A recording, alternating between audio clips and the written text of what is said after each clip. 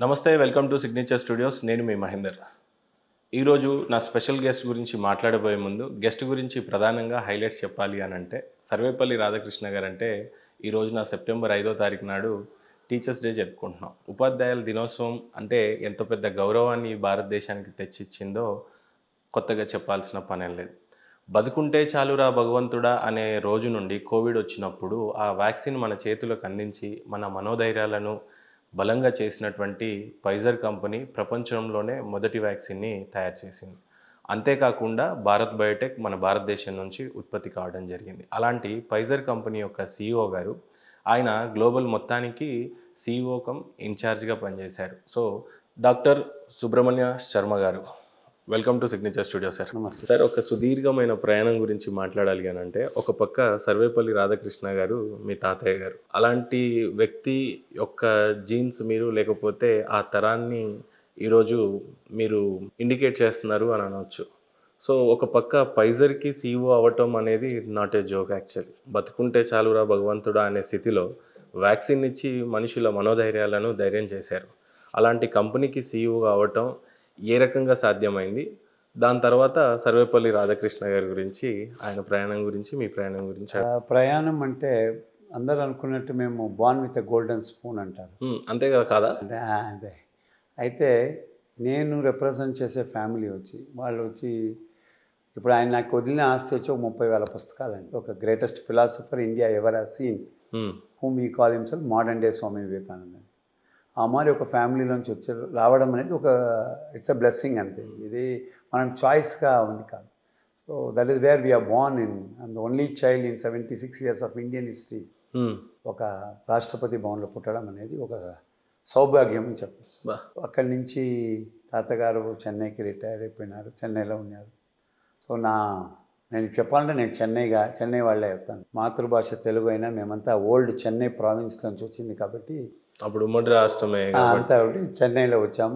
So we are more a Chennai born చైల్డ్గానే వచ్చాము. So primitive education అనేది మేము చెన్నైలో వచ్చాము. సో నా టెడెక్స్ స్పీక్లో కూడా ఎప్పుడు చెప్తుంటాను, అది బాల్యం అనేది చాలా ఇంపార్టెంట్ అండి. ఒక ఘటన రెండు విషయాలు ఉంది. ఒకటి ఏ ఫ్యామిలీ నుంచి వచ్చింటాం, ఆ కల్చర్, ఆ ట్రెడిషన్, ఆ పెద్ద లెగసీ అది మనకు తెలీదు, అయినా మనం అది క్యారీ అవుతూ ఉంటాం, మనకు తెలియదు. ఇప్పుడు సర్వేపల్లి రాధాకృష్ణ గారు మీకు తాతయ్య లేకపోతే ముత్తాతనా? తాత అండి. నేను I'm the youngest grand child. So ఏమన్నా చూసారా తాతగారిని? నేనే లాస్ట్ చైల్డ్ అండి ఆయన పైన ఆడుకున్నాను. నేను 2వ సంవత్సరం ఉన్నాను. So you played with him? I played. ఆడుకున్నారు. సో ఆయనకు తెలిసి ఉండొచ్చు, నాకు తెలియదు. అంతే కదా. 2 year old ఆయన. నేను 73 బార్న్, ఆయన 75లో దేవుడు. సో 2 years అయినా కూడా సౌభాగ్యం అనేది ఆయన కాలుతో పోయి ఆడి ఆయనతోనే వచ్చాం. సో కల్చర్, సంస్కారం అనేది ఆయన ఫ్యామిలీ రూపంలో మనకు అట్నే వచ్చింది కాబట్టి సో అది ఒకటి మంచితనము, అది దేశానికి ఏమో చెయ్యాలన్నది మొదటి రోజు నుంచే వచ్చింది. పురాణంలో చెప్తారు, రాజులు పుట్టినప్పుడు అంటే మహారాజు ఇంట్లో పుడితే కూడా వాడికి అన్నీ ఏది కావాలో అది పిక్ చేయండి అని చెప్తారంట. మరి మా ఇంట్లో కూడా అందరి బిడ్డలాగా నేను పెరిగాను అంతే, ఇదేమి కొత్త ఏం లేదండి. సో ఏ నార్మల్ హంబుల్ సింపుల్ అప్బ్రింగింగ్ అనే ఉంది చెన్నైలో. స్కూల్కి పోవడం కానీ చెప్పడం కానీ, ఎవరో పేర్లు ఎత్తుకొని చిన్న వయసులో వాళ్ళ మనవడు వీళ్ళు అట్టంతా ఏం లేదండి. ఈ కాలంలో అంతా ఉంది కానీ ఆ కాలంలో సామాన్యుడిలాగానే పోతుంటుంది. మేము ఎవరు ఒకరి పేరు చెప్పి ఇలాంటి వాళ్ళు చెప్పి స్పెషల్ ప్రివిలేజెస్ రాని ఒక కాలం అది. సో చెన్నై నుంచినాక మళ్ళీ బెంగళూరుకి వచ్చాము హయ్యర్ ఎడ్యుకేషన్కి. నాన్నగారు బిజినెస్ కోసం వచ్చారు. So Bengaluru is become the second house అని చెప్పారు. సో బెంగళూరులోనే కాలేజ్ అయింది. కాలేజ్ అయినాక ఆర్థికంగా పడాము వ్యాపారంలో. కొన్ని టైంలో చెప్తారు, ఒక స్ట్రాంగ్ బిజినెస్ పీపుల్ అవ్వాలంటే కూడా బిజినెస్ యాటిట్యూడ్, అక్యూమన్ ఇంట్లో ఉండాలి. మా నాన్నగారు ఫస్ట్ జనరేషన్ బిజినెస్ మ్యాన్, చాలా ఏళ్ళ ముందరనే కోట్లు తలుచుకున్నాడు. అంటే తాతగారు అప్పటి వరకు టీచర్గా, ప్రెసిడెంట్గా ఉన్నా కూడా, బట్ ప్రెసిడెంట్ అంటే ఏం పెద్ద ఇన్కమ్ సంపాదించారు. ఆయన మైండ్ సెట్ అందరికీ తెలుసు, రాధాకృష్ణ గారు అంటేనే ఆ రోజుల్లో. అండ్ అప్పుడు ఫస్ట్ జనరేషన్ బిజినెస్ స్టార్ట్ చేయాలంటే మీ నాన్నగారికి ఉండే ఛాలెంజెస్. ఆయన డిఫెన్స్లో ఉన్నాడు. డిఫెన్స్లో నుంచి వచ్చి వ్యాపారానికి దిగడం అనేది అస్సలు యాటిట్యూడ్ అది సెట్ అవ్వదు, సూట్ వచ్చు. దానివల్ల ఆయన ఫెయిల్యూర్ అని చెప్పను, పోనీ రోడ్డుకు పోయాడేమో అనిపించింది. అయ్యో, నాన్న పేరండి? నాయన పేరు శేషశేఖర్ శర్మ. ఆయన మేనల్లుడే పెళ్లి చేసుకున్నాడు. ఏం బిజినెస్ స్టార్ట్ చేశారు డాడీ? ఆయన వచ్చి ఒక బ్యాంకింగ్ చేశాడు. ఆయన ఈజ్ ఫ్రమ్ బ్యాంకింగ్ చేసి ఒక NBFC చేశాడు. మళ్ళీ కన్సల్టెన్సీ ఏమేమో చేశారు పాపం ఆయన సామర్థ్యం వల్ల. అన్ఫార్చునేట్లీ ఆయన నాట్ సో సక్సెస్ అవ్వకపోయినా పర్వాలేదు, ఫెయిల్యూర్ దండిగా చూశారు. సో నా మొదటి స్టెప్ అనేది లైఫ్లో అనేది ఫెయిల్యూర్ నుంచే స్టార్ట్ అయింది. సో ఎవరైనా లెగసీ చెప్పారంటే అవును, చదువు, సంస్కారం, డిఎన్ఏ ఆర్ఎన్ఏ ఎవరు మార్చలేరు కాబట్టి అది మొదట వచ్చినా కూడా వ్యాపారం దెబ్బ తగిలిన ఒక ఫెయిల్యూర్ నుంచి చూసి అది ఎప్పుడు ఉంటుందంటే కరీబన్ ఒక 9th స్టాండర్డ్ టైంలో, ఒక టీనేజ్లో ఒక లైఫ్ అనేది ఏమీ తెలిసే టైంలో చాలా ఆయన వ్యాపారం కుప్పకొడడం అయింది. అప్పుడు వాస్తవికానికి వచ్చాము. సో దానివల్ల ఎప్పుడు కానీ ఒక పెద్ద ఫ్యామిలీ నుంచి వచ్చినా కూడా ఒక దెబ్బ తగిలే స్థానానికి అందరూ ఒకటే అయిపోతారు, సమాంతరం కష్టాలు అందరికీ కష్టాలు సమాంతరం అయిపోయింటాం. అక్కడి నుంచి వచ్చినాక ఇప్పుడు 2 విషయాలు మాత్రమే ఉన్నాయి మన ఫ్యామిలీలో. బేసిక్లీ ఎవరే ఉన్నా కూడా చదువు అనేది ప్రైమరీ. చదువు లేకపోతే దాంట్లో నంబర్ 1 పొజిషన్కి పోయాను, అన్నిట్లోనూ గోల్డ్ మెడల్స్ తీసుకున్నాను చదువులో, అకాడమిక్స్ అన్ని మీవి. లేకపోతే మాకు ఆర్థికంగా మేము డబ్బులు ఇచ్చేంత స్థితిలో నాన్నగారు లేదు. అంటే ఈ కాలేజ్ అకాడమిక్స్ అన్ని seats through your education? Only on scholarship అండి. ఐ థింక్ నేను 10వ క్లాస్ అనేది ఫీజే కట్టలేదేమో అనిపిస్తుంది. సో అన్నిట్లోనూ టాపర్ అయ్యాను. సో మా కాలేజ్ లెక్చరర్స్ సపోర్ట్ చేశారు, గవర్నమెంట్ కూడా సపోర్ట్ చేసింది స్కాలర్షిప్ వల్ల. So I become a CAT topper అండి. I become an IIM topper, IIM on the way topper. నేను హార్వర్డ్కి పోయానండి, హార్వర్డ్లో కూడా టాపర్ అయ్యాను. సో ఇన్ని పయంలో కూడా చెప్పాలంటే చదువు ప్రాముఖ్యత వచ్చింది. సో మీరు అడిగారు కదా లెగసీ ఎలా వస్తుందంటే, చదువుని ఫస్ట్ స్టెప్గా పెట్టుకొని డబ్బు కోసం చేయకుండా చదువుగానే చూసుకొని వచ్చాము. సో దానివల్ల వి హావ్ అటైన్డ్ ఇట్. ఇది కాకుండా when you come back to జాబ్ని కోర్ రిలవెన్స్ చేశారంటే, కష్టం చూసిన వాడు ఏ కంపెనీకి పోయినా కష్టపడు, ఎక్కడైనా అకామిడేట్ అవుతుంది. ఎందుకంటే డబ్బు అనేది ఆర్థికంగా నేను సంపాదించాల్సిన ఒక ఇంపార్టెంట్ స్టేజ్లో ఉంటుంది ఇంట్లో. ఎందుకంటే నేను ఎంత చిన్న పనులు చేశానంటే మీరు నవ్వుతారు, అందరూ తెలీదు. రాధాకృష్ణ మనోడు అంటే పోయాడు బాగుండి అంటారే, కానీ మేము సంపాదించింది ఎలా ఉండిందంటే, నేను కూడా పేపర్ వేసి పాలు వేసి బిజినెస్ చేసి మెకానిక్ షాప్లో పని చేసుకొని నా పార్ట్ టైం ఫండ్ని ఇంటికి సపోర్ట్ చేసుకొని వచ్చాను. ఒక very toughest face of life. But ఒకటి రియాలిటీ తెలిసింది లైఫ్లో, డబ్బు సంపాదన అంటే ఎలా ఉండాలని. ఈరోజు ఎన్ని కోట్లు సంపాదిస్తున్నానో నాకు తెలీదు, ఎన్ని దేశాల్లో వ్యాపారం చేస్తానో తెలీదు. ఇంత ఎదగాలంటే ఆ మొదటి ఫెయిల్యూర్ అనేది మందే అవ్వాలని లేదు, మన పక్కన ఉండే ఇంట్లో ఉన్న అయినా కూడా వెరీ టఫెస్ట్ పీరియడ్. సో నేను జాయిన్ అయినప్పుడు సేల్స్ రెప్గా జాయిన్ అయ్యాను. సాధారణమైన కంపెనీలో ఒక ట్రై చేస్తామని ఫార్మాసిటికల్ ఇండస్ట్రీలో. అంటే త్రూ యువర్ అకాడమిక్స్ చేస్తూనే నేను ఐఐఎంలో చదివేప్పుడే నేను పనికి చేరుకున్నాను ఈవినింగ్స్లో. ఫార్మసీ అకాడమిక్స్ ఎప్పుడు ఫినిష్ చేసేసారు? ఇంకా ఫుల్ టైం జాబ్ అంటే? ఫుల్ టైం అని చెప్పలేను సార్, అకాడమిక్స్ ప్యారలల్గానే జరుగుతూ ఉంది నాకు. నేను ఐఐఎంలో చేరుకున్నప్పుడే క్యాడిలా కంపెనీలో పనిచేస్తూ ఉంటాను. ఓకే. ఫార్మాసిటికల్ ఇండస్ట్రీలో పార్ట్ టైం చేస్తూ ఉంటుంది. By the time I went to Harvard, I was already in the India's top కంపెనీలో పనిచేస్తాను, సన్ ఫార్మాలో. So academics was going parallelly with job. కొత్తగా స్టార్ట్ చేసేది ఏమీ లేదు. ఎందుకంటే ఇప్పుడు నేను పిహెచ్డీ చేసే వాళ్ళకి నేను సీఈఓ అయిపోయింది. హార్వర్డ్లో పిహెచ్డీ చేస్తే కూడా నేను సీఈఓ అయిపోయాను. సీఈఓ అవ్వడానికి చదువు ఒకటే అంటే కారణం కాదు, కష్టం కూడా ఉండేది, ఎబిలిటీస్ ఉండాలి. అండ్ కింద నుంచే వచ్చాము స్టార్డమ్లో. సో వరల్డ్స్ యంగెస్ట్ సీఈఓ అయ్యానండి. ఫైజర్ కంపెనీ అంటే ఈరోజు ప్రపంచ దేశాల్లో తొలి వ్యాక్సిన్ని తయారు చేసిన కంపెనీ ఫైజర్. అలాంటి కంపెనీలో మీ అకాడమిక్స్ ఎంత బాగున్నా, మీ ఎబిలిటీస్ చూడడానికి అది ఎంత కాదనుకున్న ఫారెన్ కంపెనీ ఫౌండెడ్ బై, మీరేమో ఇండియన్ నుంచి వెళ్ళారు, హార్వర్డ్లో టాపర్ అయినప్పటికీ కూడా ఒక ఫైజర్ లాంటి కంపెనీలో దట్టు సీఈఓగా అకామిడేట్ చేయడం అనేది నాట్ ఏ జోక్ యాక్చువల్గా. సో ఫస్ట్ ఆ ఇంటర్వ్యూ క్రాక్ ఎలా చేశారు అకాడమిక్స్తో పాటు? What they have said? ఇంటర్వ్యూనే అవ్వలేదండి, జోక్ అంటే అదే ఇంటర్వ్యూ అవ్వలేదు. నేను ఐ వాజ్ వర్కింగ్ నేను ఒక ఇండియాలో పనిచేస్తాను. ఒక చిన్న స్టోరీ అది. నేను బెల్గాం అనే కర్ణాటకలో ఒక డీప్ సీటెడ్ ప్లేస్లో పోతాను. బెల్గాంలో ఎలా ఉంటుందంటే, ఈ పండగల రోజుల్లో ఒక 2 నెలలు పిల్లకాయలు పనిచేయాలి. నేను ఒక 2వ లెవెల్ మేనేజర్గా ఉంటాను. ఎవరు పనిచేయరు. ఈ వినాయకుడి పండుగ అంటే 1 నెల క్లోజ్ ఫెస్టివల్, వాళ్ళు రిలాక్స్డ్ మోడ్లో ఉంటారు. అయితే కంపెనీస్లో మనం పనిచేసేప్పుడు వాళ్ళు ఏం చెప్తారంటే, మాకు వ్యాపారాలు కావాలి కానీ పండగలు ఏముంది చెప్పకూడదు. సో మేము యాజ్ ఎ మేనేజర్స్ ఇంట్లో కూర్చోలేము.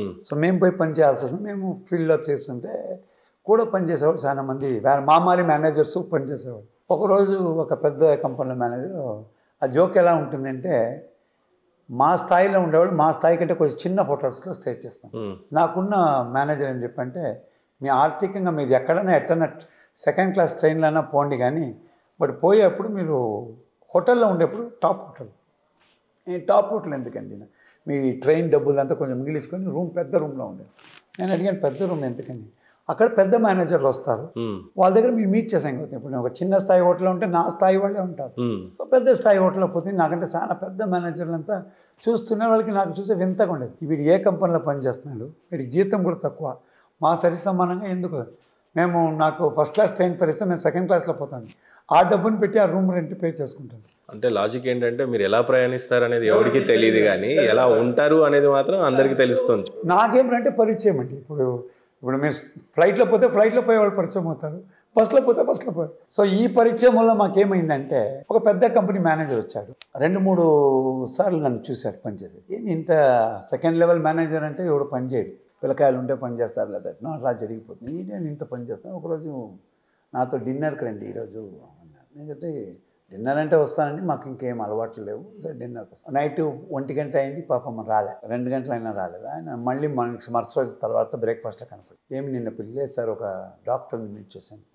ఆయన నమ్మలే, ఓ ఎవడు 2 గంటలకంతా పని చేస్తాను, అక్కడ డాక్టర్లు అంతా 2 గంటలకే మీట్ చేశాను. ఎందుకు ఈ స్టోరీ చెప్తాను, very important face of your life అనేది ఎట్లా ఉంటుంది. సరే మరుసటి రోజు రమ్మని చెప్పాడు, మరుసటి రోజు అలానే అయింది. 3వ రోజుకు బ్రేక్ఫాస్ట్లో మీట్ చేస్తే, మీరు యాక్చువల్గా ఏ డాక్టర్ని మీట్ చేయాలి, నేను చెప్పాను ఈ మరి అంతా. ఆయన పోయాడు, ఆయనకు ఆ డాక్టర్లు అంతా పరిచయం. ఆయన పోయి అడిగాడు, ఏంటి నిజంగానే అబ్బాయి వచ్చా, అవునండి వచ్చిందేమో 1 గంటకండి, పోయేవాడికి 2:30 గంట వరకు మాకు ఫార్మసీల ಬಗ್ಗೆ మాట్లాడినాము, అన్ని రంగాల్లో అబ్బాయి బుద్ధిమంతుడు. అప్పుడు నన్ను పిలిచి ఇట్లా కష్టపడేది ఎందుకు నేను చెప్తే, అప్పుడు నా ఫ్యామిలీ బ్యాక్గ్రౌండ్, ఆర్థికంగా ఎంత దెబ్బ తగులుతాను, నంబర్ 1 పొజిషన్. నెక్స్ట్ ఒక నెల అయినాక నన్ను మళ్ళీ మీట్ చేసినప్పుడు ఆయన చెప్పాడు, నువ్వు కెన్యాకి పోతావు. ఆ కాలంలో కెన్యా అంటే నేను చెప్తా ఉండేది 32 ఏళ్ళ ముందు. కెన్యా అంటే మీరు ఊహించలేరండి, అసలు ఇప్పుడే తినడానికి భయంకరంగా ఉంటుంది, పోవడానికి కాదండి. అక్కడ చాలా very very under developed country. Culture కానీ నేను చెప్పాను కష్టపడతానండి, డబ్బు కావాలి, కష్టపడతాను డబ్బు కావాలి. వాళ్ళు చెప్పారు నువ్వు కంప్లీట్ వెజిటేరియన్, అక్కడ వెజిటేరియన్ దొరికే చాలా. నేను చెప్తే బ్రెడ్ తిని బతుకుతాను, ప్రాబ్లం లేదు, నాకు ఒక అవకాశం దొరికితే పోదు. ఆయన ఇంటర్వ్యూకి పోయాను, ఇంటర్వ్యూకి పోతే అన్ఫార్చునేట్లీ బస్లో పోయాను, 2-3 అవర్లు డిలే అయిపోయింది, మధ్యరాత్రి అయింది. ఆ కంపెనీ చైర్మన్ నన్ను పిలిచి రండి పోదాం చెప్పి ఎంటైర్ బాంబేలో నారిమన్ పాయింట్ ఫుల్ వాక్ చేసి ఇంటర్వ్యూ నాకు నారిమన్ పాయింట్లో. ఏ కంపెనీకి ఇది? ఈ సన్ ఫార్మాకి, ఇండియాస్ నంబర్ 1. అప్పుడు ఆయన పెద్ద ఆయన పిలిచి, నిన్ను పరిచయం చేసిన వాడికి ముందరనే మీ పోస్ట్కి ఒకరు సెలెక్ట్ అయిపోయారు, అది కూడా ఆయనే చెప్పాడు. అయితే నిన్న ఒక ఫ్యాక్ట్స్ వచ్చింది, ఏమన్నా నేను పంపించిన వ్యక్తి చాలా అర్హుడు, చాలా మంచివాడు, అయితే ఆయనకంటే నీడీ బేస్డ్ ఒక కష్టజీవికి ఒక ఉద్యోగం ఇస్తాను నేను రికమెండ్ చేస్తానంటే, వాళ్ళ ప్రాణ స్నేహితుడిని వెనక పెట్టి నాకు అవకాశం ఇచ్చాడు ఆయన. నన్ను ఆయన అడిగాడు, మీరు ఎన్ని రోజుల్లో ఊరికి పోవచ్చని. నమ్ముతారు లేదా, మా నాయనకు ఒక ఫోన్ చేసి, నాన్న బయలుదేరుతున్నాను, ఎప్పుడు వస్తానో తెలియదు, బాంబే నుంచి అట్నే పోయేసాను. ఇది ఒక 3 ఏళ్ల ప్రయాణం. ఈ కాలంలో ఎవరైనా నేర్చుకోవాలంటే అది ఒకటే చెప్తాను, లేదండి ఒక వారం టైం ఇవ్వండి. ఇప్పుడు నేను ఎలా వెళ్ళారు ట్రావెలింగ్? మీరు అక్కడి నుంచే వీసా అక్కడనే వాళ్ళే ప్రాసెస్ చేశారు, అక్కడి నుంచి అట్నే ఫ్లైట్ బాంబే నుంచి. ఇంటికి కూడా రాలేదు. అంటే ప్రయాణం ఎట్లా, త్రూ ఎయిర్పోర్టా, సీ పోర్ట్ త్రూ? లేదు, I was gone by air. అవంతా ఫెసిలిటీ ఇచ్చారు, బట్ అప్పుడు వ్యక్తులు ఆ ఊర్లకు పోయేదానికి ఎవడు లేదు. అక్కడ వ్యాపారం బాగుండేది, మెడికల్ నీడ్ ఉండింది. సో ఈ మరి కష్టపడంటే 24 ఏడాదికి అక్కడ ఉంటుందండి. ఏంటి 24 గంటలు మా అమ్మని ఇంట్లో ఎట్టు ఉంటుందంటే 6 గంటల పైన బయట పంపిరు, బ్యాగ్ ఎత్తుకొని బయటమే పోవడం అనేసి. ఒక 3 నెలలు అయినాక మాకు తెలియదు ఎక్కడ పోతున్నామని కూడా తెలియకుండా 17 ఏళ్ళ ప్రయాణం. ఎలా దిగారు కెనియాలో? ఎలా ఉంది సిచ్యువేషన్ అప్పుడు? భయం ఏమంటే పెద్ద ఇల్లు ఇచ్చారు, నేనే అన్ని సెటప్ చేయాలి, ఆఫీస్ సెటప్ చేయాలా, జనాలను ఇంటర్వ్యూ చేయాలా, ఏమి అనుభవం లేదు. అనుభవం ఉండే ఒకటి, నాకంటే మినిమం 6.5 6.5 feet హైట్ అండి వాళ్ళది, మన మరి కాదు. మనది యావరేజ్ ఇండియన్ హైట్ 55.7 5.5 ఉంది. నేను వేరే దీంట్లో హాఫ్ పర్సనాలిటీ, నేనే బాస్ అవ్వాలి, నేనే అన్నీ డిసైడ్ చేయాలి. నాకు ఫారిన్ కరెన్సీ కూడా వచ్చింది. చదువు అనేది ఒక పక్క అయినా కూడా వ్యాపారంలో యాక్చువల్గా చేయడం అనేది వేరే. సో దీన్ని వచ్చి చేసి దిగడం అనేది ఎవరికైనా చెప్తాను, అవకాశం ఒకసారి తలపాను. ఎందుకంటే ఒక్కరోజు డిలే అయిన అబ్బాయికి ఆయన పోస్ట్లో నేను పోయేస్తాను. పొరపాటున నేను ఆ రోజు ఒక్కరోజు పోకుండా ఉంటే ఇంకొకరు నాకంటే బెటర్ ఉండడం చెప్పలేను. వాడికి అవకాశం దొరికే ఛాన్స్ దండిగా ఉంది. దానికే ఫోన్ చేసి ఎస్టీడీ బూత్లో, అప్పుడు మొబైల్ కూడా లేదు, ఫోన్ చేసి డాడీ పోయేసి వస్తాను. ఆయన ఎప్పుడు వస్తామంటే తెలియని చోట ఎవరు నమ్మలేము మరి అంటే, బట్ అట్టా ఒక అవకాశం, but God given opportunity. Parents చాలా ఏడ్చి పంపించుంటారు. ఏడ్చుంటారండి. చాలా ఏడ్చేది కంటే కూడా ఒకడే కొడుకు, ఇంటి రెస్పాన్సిబిలిటీ తీసుకుంటున్నాడు. కష్టాలు చూసాము, భోజనం లేదు, పక్కింట్లో పోయి మన ఇంటికి వచ్చిండే ఫ్యామిలీ బ్యాక్గ్రౌండ్లో పోయి పక్కన వాళ్ళని అడిగేదానికి నామోషి మాకు లేదు అని హవాయి చెప్పలు వేసుకొని పాత షర్ట్ ప్యాంట్ వేసుకొని ఒకే షర్ట్ని 3 రోజులు వేసుకున్నాం. ఈరోజు తలవారితో వేసుకున్న డ్రెస్ మధ్యాహ్నం వేసుకోము. అలాంటి ఒక జర్నీ అనేది చెప్పామంటే ఇది వెరీ లాంగ్ జర్నీ. కెనియాలో మరి ఫుడ్ ఎలా స్టార్ట్ చేశారు? నేను నాకు ఇప్పుడు దానికండి ఇప్పుడు ఎక్కడ పెట్టినా నేను తినేది అప్పటి అలవాటు ఇప్పుడు ఉందండి. నేను ఓన్లీ బ్రెడ్ తింటాను. ఎట్లా అకామిడేట్ అవ్వరు అక్కడ జనాలు, మాటలు? లేదు, ఓన్లీ బ్రెడ్. వాళ్ళు మాట్లాడుకోవట్లేదు. కొన్ని టైంలో మాకు మూక సైకిల్ జరిగేది, వాళ్ళకి ఇంగ్లీష్ కూడా రావు. నాకు నీళ్ళు కావాలంటే ఇట్టని సో యాక్షన్లో పలికాం. అక్కడ ఫస్ట్ సెటప్ చేసింది ఆఫీస్ అక్కడ 6 నెలలు అయింది. అదైనాక మా బాస్కి ఏమనిపించింది తెలియదు, ఎక్కడెక్కడ ప్రపంచంలో ఏ స్థలం అన్ని ఊర్లు పోయినాయి except Pakistan. I travelled across the globe. You name the village in any part to deepest village in Bangladesh దాకా లోపల నుంచి ప్రపంచంలో 17 ఏళ్లలో భూప్రపంచం ఎన్ని తిరిగింటే అది అది ఏముంటుందో బ్యాగ్ తగిలించుకోవడం, పోవడం, ఆఫీస్ సెటప్ చేయడం. భాషలు అదే మరి ఉంది. మొదటి ఎక్స్పీరియన్సే చెన్నాను 6 బట్ వాళ్ళు అక్కడ ఒక విషయం అండి వింత అంటే మనమారే మనోతత్వం వాళ్ళకు. నాకు ఇవ్వడానికి ఒక అవకాశం ఇస్తాడా అనేవాడు. మనం వాడిని చూస్తే భయపడతాం. ఇప్పుడు నేను మిమ్మల్ని చూస్తే భయపడితే మీరు నన్ను చూసి భయపడతారు. ఆ ఒక అనుబంధమే పెరిగింది. వాళ్ళు వచ్చినాక సార్ వాళ్ళకి తెలుసు ఒకటి, ఇన్ని గంటలు పనిచేస్తే సార్ ఇంత డబ్బు ఇస్తాడు. సో చెప్పిన పని చేసేవాడు. ఇన్ని మెడికల్ బాటిల్ ప్యాక్ చేయండి రా అంటే మనమైనా కొంచెం టైర్డ్ అవుతాము. ఇప్పుడు మీరు చెప్తే నీళ్ళు తాగండి, అది కూడా లేదు. వాళ్ళు ప్యాక్ చేసినాకనే నీళ్ళు తాగుతారు. So that was work ethics. అంటే అవకాశం దొరికింది, ఆకలి మోర్ దాన్ ఆకలి అండి. కెన్యాలో అంత దారుణమైన పరిస్థితి ఉంటుంది. అవునండి. ఆ కాలం మేము టాకింగ్ అబౌట్ 30 years బ్యాక్ అంటే 25 years పెట్టుకోండి. ఆ కాలంలో ఈ అపార్థైడ్ అనేది దండిగా ఉంది. అపార్థైడ్ పీక్లో ఉంది. వాళ్ళకు ఉద్యోగాలు కూడా ఇచ్చేవాడు కాదు. వాళ్ళకు ఉద్యోగాలు ఇచ్చేవాళ్ళు వాళ్ళు కలర్ వాళ్ళే ఉంటారు. నల్ల వాళ్ళకు నల్ల వాళ్ళే ఇచ్చేవాళ్ళండి. ఆ నల్ల వాళ్ళు ఎవరంటే వాళ్ళు ఆర్థికంగా పెద్దవాళ్ళు అయిన వాళ్ళు కాదు. హార్డ్లీ ఒక 10 మంది కూడా పెద్దవాళ్ళు కాదు వాళ్ళు ఆర్థికంగా. సో నాకే లేనప్పుడు అందరూ ఇది స్లేవరీ అనేది ఉంది. సో వీడే స్లేవరీగా ఉన్నప్పుడు మీకేం ఉద్యోగం ఇస్తారు? సో దాంట్లో వేరే ఊరు నుంచి ఒకడు వచ్చి వ్యాపారం చేసి నేను పని చేస్తే నాకు ఆకలి. వాళ్ళకి ఫ్రెష్ మీట్స్ అనే ఇష్టం. నేను ఈరోజు భోజనం చేయాలంటే ఫ్రెష్ మీట్ దొరుకుతుంటే పని చేస్తాను. సో మీరు ఏం చెప్పినా వెనక తిరగకుండా పని చేస్తాను. అంటే లగ్జరీ కోసం ఏం లేదు, జస్ట్ ఆ పూట గడవడానికి. వాళ్ళకేం లేదు, లగ్జరీ లేదండి. ఇప్పుడే వాళ్ళకి అక్కడ ఊర్లో ఇండ్లు వాకిలు అంతా ఉంది.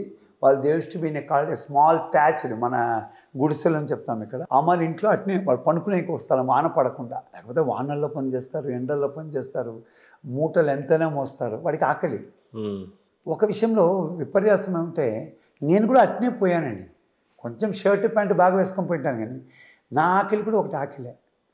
అంటే ఒక పూట అన్నం లేదని కాకుండా రెండో పూటకు అన్నానికి మాత్రం పోయాను. ఇది సత్యం. అది చెప్పుకొని కొంచెం బాధపడతారు అందరూ. మేము ధైర్యంగా చెప్తాను, రెండో పూట భోజనం మాకు లేదండి. అంటే పని చేస్తేనే కాలేజ్ టైంకే మేము ఫీజు కట్టేంకే అవని సిచ్యువేషన్లో ఇప్పుడు ఇంట్లో అన్నం ఎట్టుండేది పరిస్థితి. ఎవరిని దేహిని అడగలేము. సో ఇంట్లో ఉన్న 3 బిడ్డలు పనిచేసాము. అన్ని పనులు చేసాము. ఎస్టీడీ బూత్లో పనిచేస్తున్నాము, పేపర్ బాయ్గా పనిచేసాము. ఈ మరి ఒక అవకాశం వచ్చినప్పుడు ఆ కాలంలో ఒక 25,000 జీతం అనేది నాకు గోల్డ్ స్పాట్. ట్రావెల్ అది వదిలేండి, 25,000 జీతం. ఫస్ట్ జీతం నాది 25,000 అండి. ఆ టైంలోనే పెద్ద మొత్తం, చాలా పెద్ద శాలరీ. పెద్ద శాలరీ. అయితే ఎవడు వచ్చి ఎవడిని చంపుతాడన్న ధైర్యం లేదు, గ్యారంటీ లేదు. ఎట్ట ఉంటుందంటే 7 గంటల పైన ఆ దేశం వాళ్ళే చెప్తారు, కొంచెం పోలీస్ స్టేషన్లో వచ్చి చెప్పేసి పోండి. వాళ్ళ దేశం వాళ్ళే, మీరు వేరే దేశం నుంచి వచ్చారు, పోయేప్పుడు కొంచెం స్టేషన్లో చెప్పండి, 8 గంటల పైన మీరు ఎక్కడ తిరగకండి అని. ఎందుకంటే ఎంబసీ టు ఎంబసీ ప్రాబ్లం అవుతుందని చెప్పి కొంచెం బయటపడితే మేము అప్పుడు కూడా అంతే.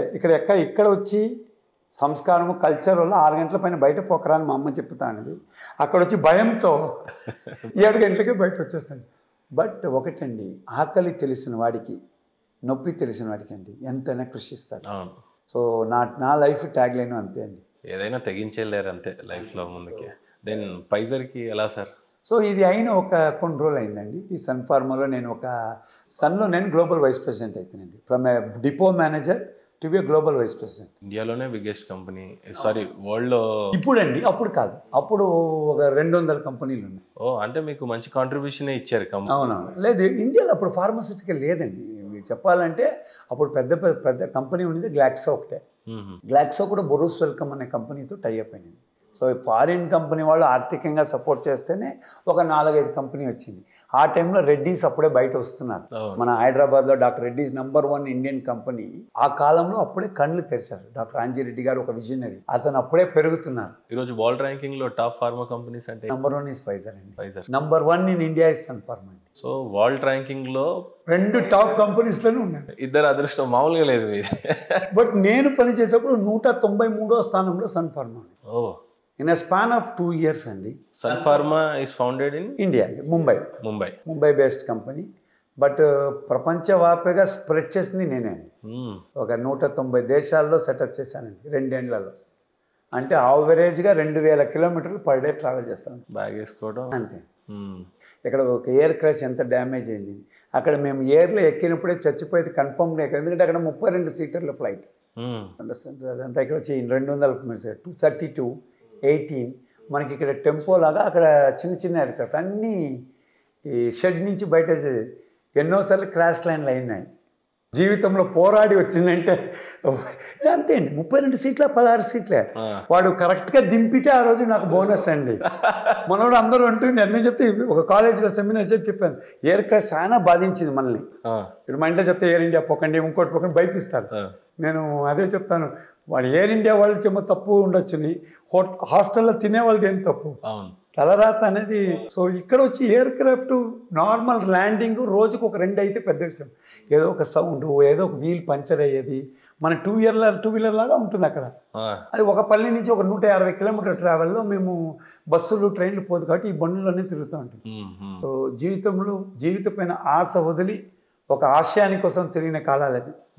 సో ఆ మరి సెటప్ చేసి ఆఫీస్ సెటప్ చేసి బిజినెస్ చేసే వాళ్ళకి మా బాస్ చెప్పాడు, ఇంకా ట్రాన్స్ఫర్ బాగా వచ్చేది. ఇది పనిష్మెంట్ అయిపోయింది. ట్రాన్స్ఫర్ ప్రమోషన్ అనేది డబ్బు అనేది విషయం, బట్ ఆ పరిస్థితి సేమే. మొదటి రోజు కెన్యాకి ఎలా పోయానో మిగతా ఏ దేశాలకు పోయినా అట్నే ఉండింది. నేను జాంబియాకి పోయానండి, జింబాబ్వేకి పోయానండి. సో మీరు మంచి దేశాలు అనేది ఆర్థికంగా వెరీ వెరీ లెస్. ఓకే. ఆ 193 దేశాలకు పోయాను, సక్సెస్ఫుల్గా అయ్యాను, ప్రమోషన్ అయింది, బాగా డబ్బు వస్తూ ఉండే. స్టార్టింగ్ 25,000తో స్టార్ట్ అయ్యారు, రీచ్ అయింది ఎంతవరకు ఆ కాలంలో అండి? దట్ వాస్ అరౌండ్ 11 crores అండి annual. 11 crores per year in 3 years. That was the highest ever got by any Indian company. Company గ్రాస్ని కూడా పెంచే ఉంటారు అప్పుడు. 7 times పెరిగిందండి. ఈరోజు one of the top companies today in the world is Sun Pharma. ఇప్పుడు ఒక 11 times పెరిగింది, మేము 7 times పెరిగాము, మల్టిపుల్ ఫోల్డ్లో పెరిగింది. సన్ఫార్మాలో మొత్తం ఎంటైర్ వీడుకోలు అయితే పలికే ఒక రోజు వస్తుంది. How was it sir? Story ఎలా ఉంటుందంటే, ఇంటర్వ్యూ అయినప్పుడు ఎక్కడ నారీమన్ పాయింట్లో అయిందో నన్ను బాంబేకి పిలిచారు. పిలిచి నేను కొంచెం బాస్ ఎవరన్నా ఉంటే ప్రేమ చేస్తాను, పిలిచాడు. 2 రోజులు భోజనం పెట్టారు, బాగా చూసుకున్నారు. నువ్వు ఏదైనా నాకు చెప్పాలని అని అడిగాడు. ఆయన ఈవినింగ్ అయితే చైర్మన్ ఎప్పుడు వాక్ చేస్తాను, రా ఈరోజు పోదాం అన్నాడు, వాక్ చేస్తాను. ఏం లేదు సార్, అన్నీ బాగుంది అన్నాడు. అది రిపోర్ట్స్లో తెలుస్తున్నది, ఇంకేమన్నా మీరు నాకు చెప్పాలని. నేను చెప్పాను అంతేం లేదు సార్. మళ్ళీ మరుసటి రోజు అయింది. 3వ రోజుకు నేను చెప్పాను, మీకు కూర్చోండి సార్, మీకేమో నా దగ్గర అడుగుతున్నాను, నాకు తెలుస్తాను, మీ భాష నాకు అర్థమవుతాను లేదు అంటే, నాకు ఒక ఫోన్ వచ్చింది, నేను ఒక కంపెనీలో ఇంటర్వ్యూ అటెండ్ చేశాను. ఇంటర్వ్యూ ఏం లేదు సార్, అది మొదటినే అడిగింటే 3 రోజులు ఎందుకు కూర్చోంటే ఫైజర్స్ చైర్మన్ నాతో మాట్లాడారు ఒక కాఫీలో. అంటే మీరు ఫైజర్కి చేయొద్దని రెఫరెన్స్ వచ్చింది. నేను కాఫీ తాగుతూ ఉంటే పెద్ద ఆయన అడిగాడు, జాయిన్ అవ్వు అన్నాడు. నేను మిమ్మల్ని వదిలి ఎలా పోయేది అని చెప్పాను. ఆయన నన్ను చూసి నవ్వాడు. ప్లీజ్ గో, నేను పంపించేది బాధగా ఉంది కానీ బట్ ప్లీజ్ గో అన్నాడు. ఆయన ఒక మాట చెప్పాడండి, అది మేము చెప్తాము, ఒక అబద్ధం ఒక మేనేజర్లు చెప్తారనేది స్టోరీ బుక్ ఉందండి, right? So politics paid by managers అనేసి, అంటే అది మంచిగానే ఉంటుంది, తప్పుగా కాదు. ఆయన అన్నాడు, నువ్వు ఎప్పుడైనా నీకు బాధ అయినప్పుడు నా తలుపులు తెరిచి ఉంటాయి. అది ఒక ధైర్యమైన ఒక మాట. ఆ జోక్ ఎలా ఉంటుందంటే, అయ్యాను, వదిలాను, పోయి చేరుకున్నాను. ఇక్కడ వచ్చేమేంటంటే, ఒక పెద్ద ఆర్గనైజేషన్కి వరల్డ్ సింగర్ సీఈఓగా ఉన్నప్పుడు పెద్ద మీకేమనిపిస్తుందంటే, ఈ కష్టం నుంచి ఆ 8 ఏళ్ళ ఎదుగుదలకు మీ బ్రెయిన్ వర్క్ అవ్వదు. అంటే ఇక్కడ ఫైజర్ ఆల్రెడీ ఎస్టాబ్లిష్డ్ కంపెనీ ఉన్నింది, బట్ ఈ మట్టానికిలే. ఈ రోజున్న ఫైజర్ కాదు. ఓకే. అప్పుడు సార్ ఒక ఫేస్ ఎలా ఉండేదంటే, ఫార్మాలో ఒక 10 కంపెనీలు ఒక ఫస్ట్ పోస్ట్కు ఫైట్ చేస్తున్నారు. అంటే మీరు అక్కడికి వెళ్ళిన తర్వాత ఆ కంపెనీలో మీ కాంట్రిబ్యూషన్ ఉంది, కానీ ఆ రోజు ఫైజర్ అనేది వరల్డ్లో నెంబర్ 1 లాగా లేదు. అట్ట కాదండి, సాధారణ కంపెనీగా వెళ్ళారు. ఇప్పుడు తెందుల్కర్ క్రికెట్ ఆడే ఇంక ముందరైతే 10 మంది ఆడుతున్నారు అనేసి, తెందుల్కర్ వచ్చినాక ఆయన ఒక్కడే ఆడినట్టే అనిపిస్తుంది, 11 మంది ఉన్నారు అంటే ఆడుతున్నారు. So lot of players were there. అంటే ర్యాంకింగ్ కోసం ఉండిందే కానీ నంబర్ 1 ఈరోజు మీరు అనుకున్నంత స్పీడ్ ఆ రోజు లేదు. ఓకే. సో ఒక 13 కంపెనీలు టాప్ స్పాట్కు ఫైట్ చేస్తున్నాం. 100 రూపాయలకు వ్యాపారం డిఫరెన్స్లో స్వింగ్ అవుతుంది మార్కెట్. ఆ మారి ఒక కాలంలో వాళ్ళు అన్నీ బాగా జరుగుతుంది, ఒక 8% గ్రోత్లో ఉన్నారు. నేను తీసుకున్నారు ఒక 3 నెలలు. ఒక మహారాజు ఎలా ఉంటాడో అలా ఉన్నానండి. మహారాజు ఏం పని లేదు, వ్యాపారాలు అన్నీ బాగున్నాయి, చూసుకోవడం ఓన్లీ మానిటరింగే. ఒక మీటింగ్లో పిలిచి నన్ను అడిగారండి, వేరే కంపెనీలో ఏదైనా ఉద్యోగం వెతుకుతున్నారా మీరు? ఎవరు?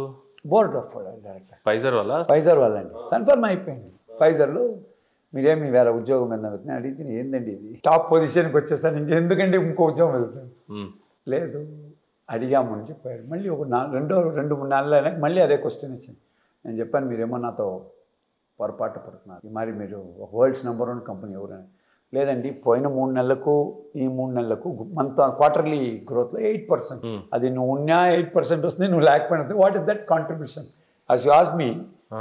ఎవరైనా అడుగుతారండి, అంతే కదా, రెస్పాన్సిబిలిటీ ఉంటుంది. సార్ మీరు ఫార్మా ఇండస్ట్రీలో లేదండి, మీరు వేరే బిజినెస్లో ఉన్నారు, నన్ను చూసినాక ఏం అడిగారు, మీ కాంట్రిబ్యూషన్ ఏమని ఇండైరెక్ట్గా అడిగారు.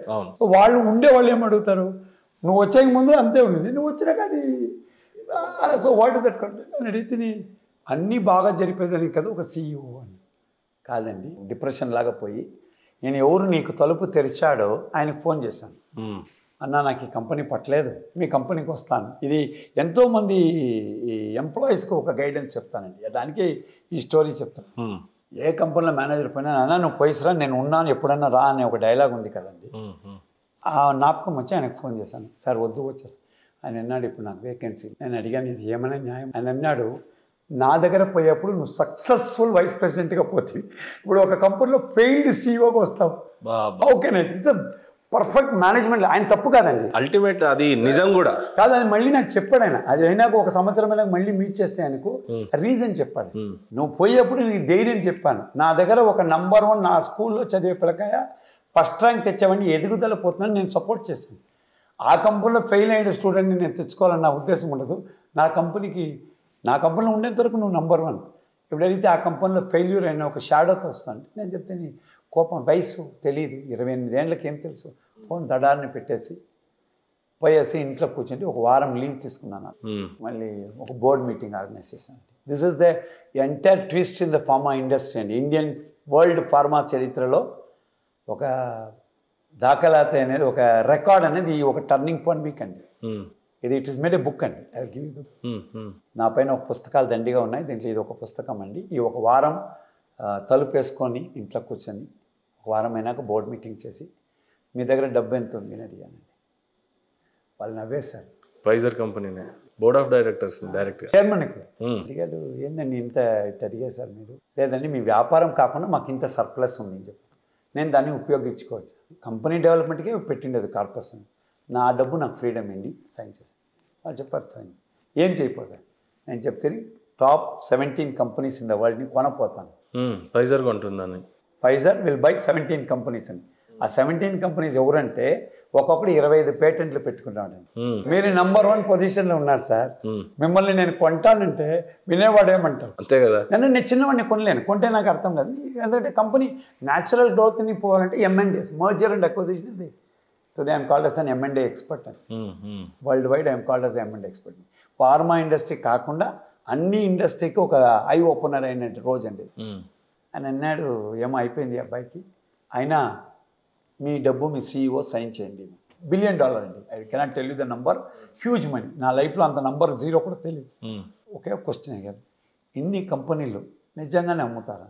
అప్పుడు mind was a standard statement which is written in IIM and it is written globally that anybody can be bought over a cup.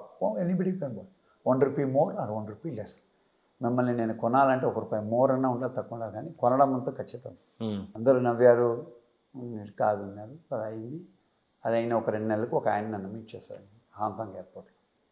చూసి ఆయన అడిగాడు, నువ్వు ఈ మరి ఒక కమెంట్ కొడుతీవంట మీ బోర్డు చెప్పి, oh already great board room leaks అని చెప్తాం. బోర్డ్ రూమ్లో ఏమేమి జరిగినా మనం అందరూ ఒకటే, అయినా బయటపోతుంది, ఖచ్చితంగా బయటపోతుంది అని చెప్పాడు. ఈ మరి చెప్పారంట. అఫ్కోర్స్ అండి, మనకు తెలుసు కదా సార్ యాటిట్యూడ్. ఆ టైంలో చిన్న వయసులో నేను I was sitting on 1,000+ crore డబ్బులో కూర్చున్నప్పుడు మీ విజిటింగ్ కార్డ్ ఇచ్చే స్టైల్ కానీ మీరు మాట్లాడే విధానం కానీ చాలా చేంజ్ ఉంటుంది. అవును, ఎవరినైనా కొంటాను, ఎవరినైనా తీస్తాను.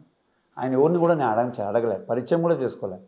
I spoke like this and like history says that was the greatest meeting ever had అని అన్నీ అయినాక నాకు చెప్పాడు, సార్ నేను మీరు రాసిన 3వ కంపెనీలో చైర్మన్ నేనే అండి. అమ్మా, నాకు కొవ్వు ఎంత ఉంటుందండి? 17. నేను చెప్పాను 3వ కంపెనీకి చైర్మన్ నేనే. నేను చెప్పాను, సార్ ఇప్పుడు కూడా చెప్తాను sir, my statement still remains that I'm going to buy. ఆయన షాక్ అయిపోయాడు. అంటే నార్మల్గా మీరు చైర్మన్కి నేను మిమ్మల్ని కొంటానంటే పొరపాటు చెప్పని మీరు పారిపోతారండి, కరెక్టా?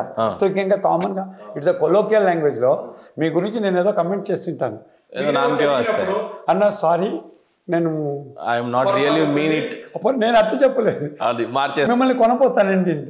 ఆయన నవ్వేసిపోయాడండి.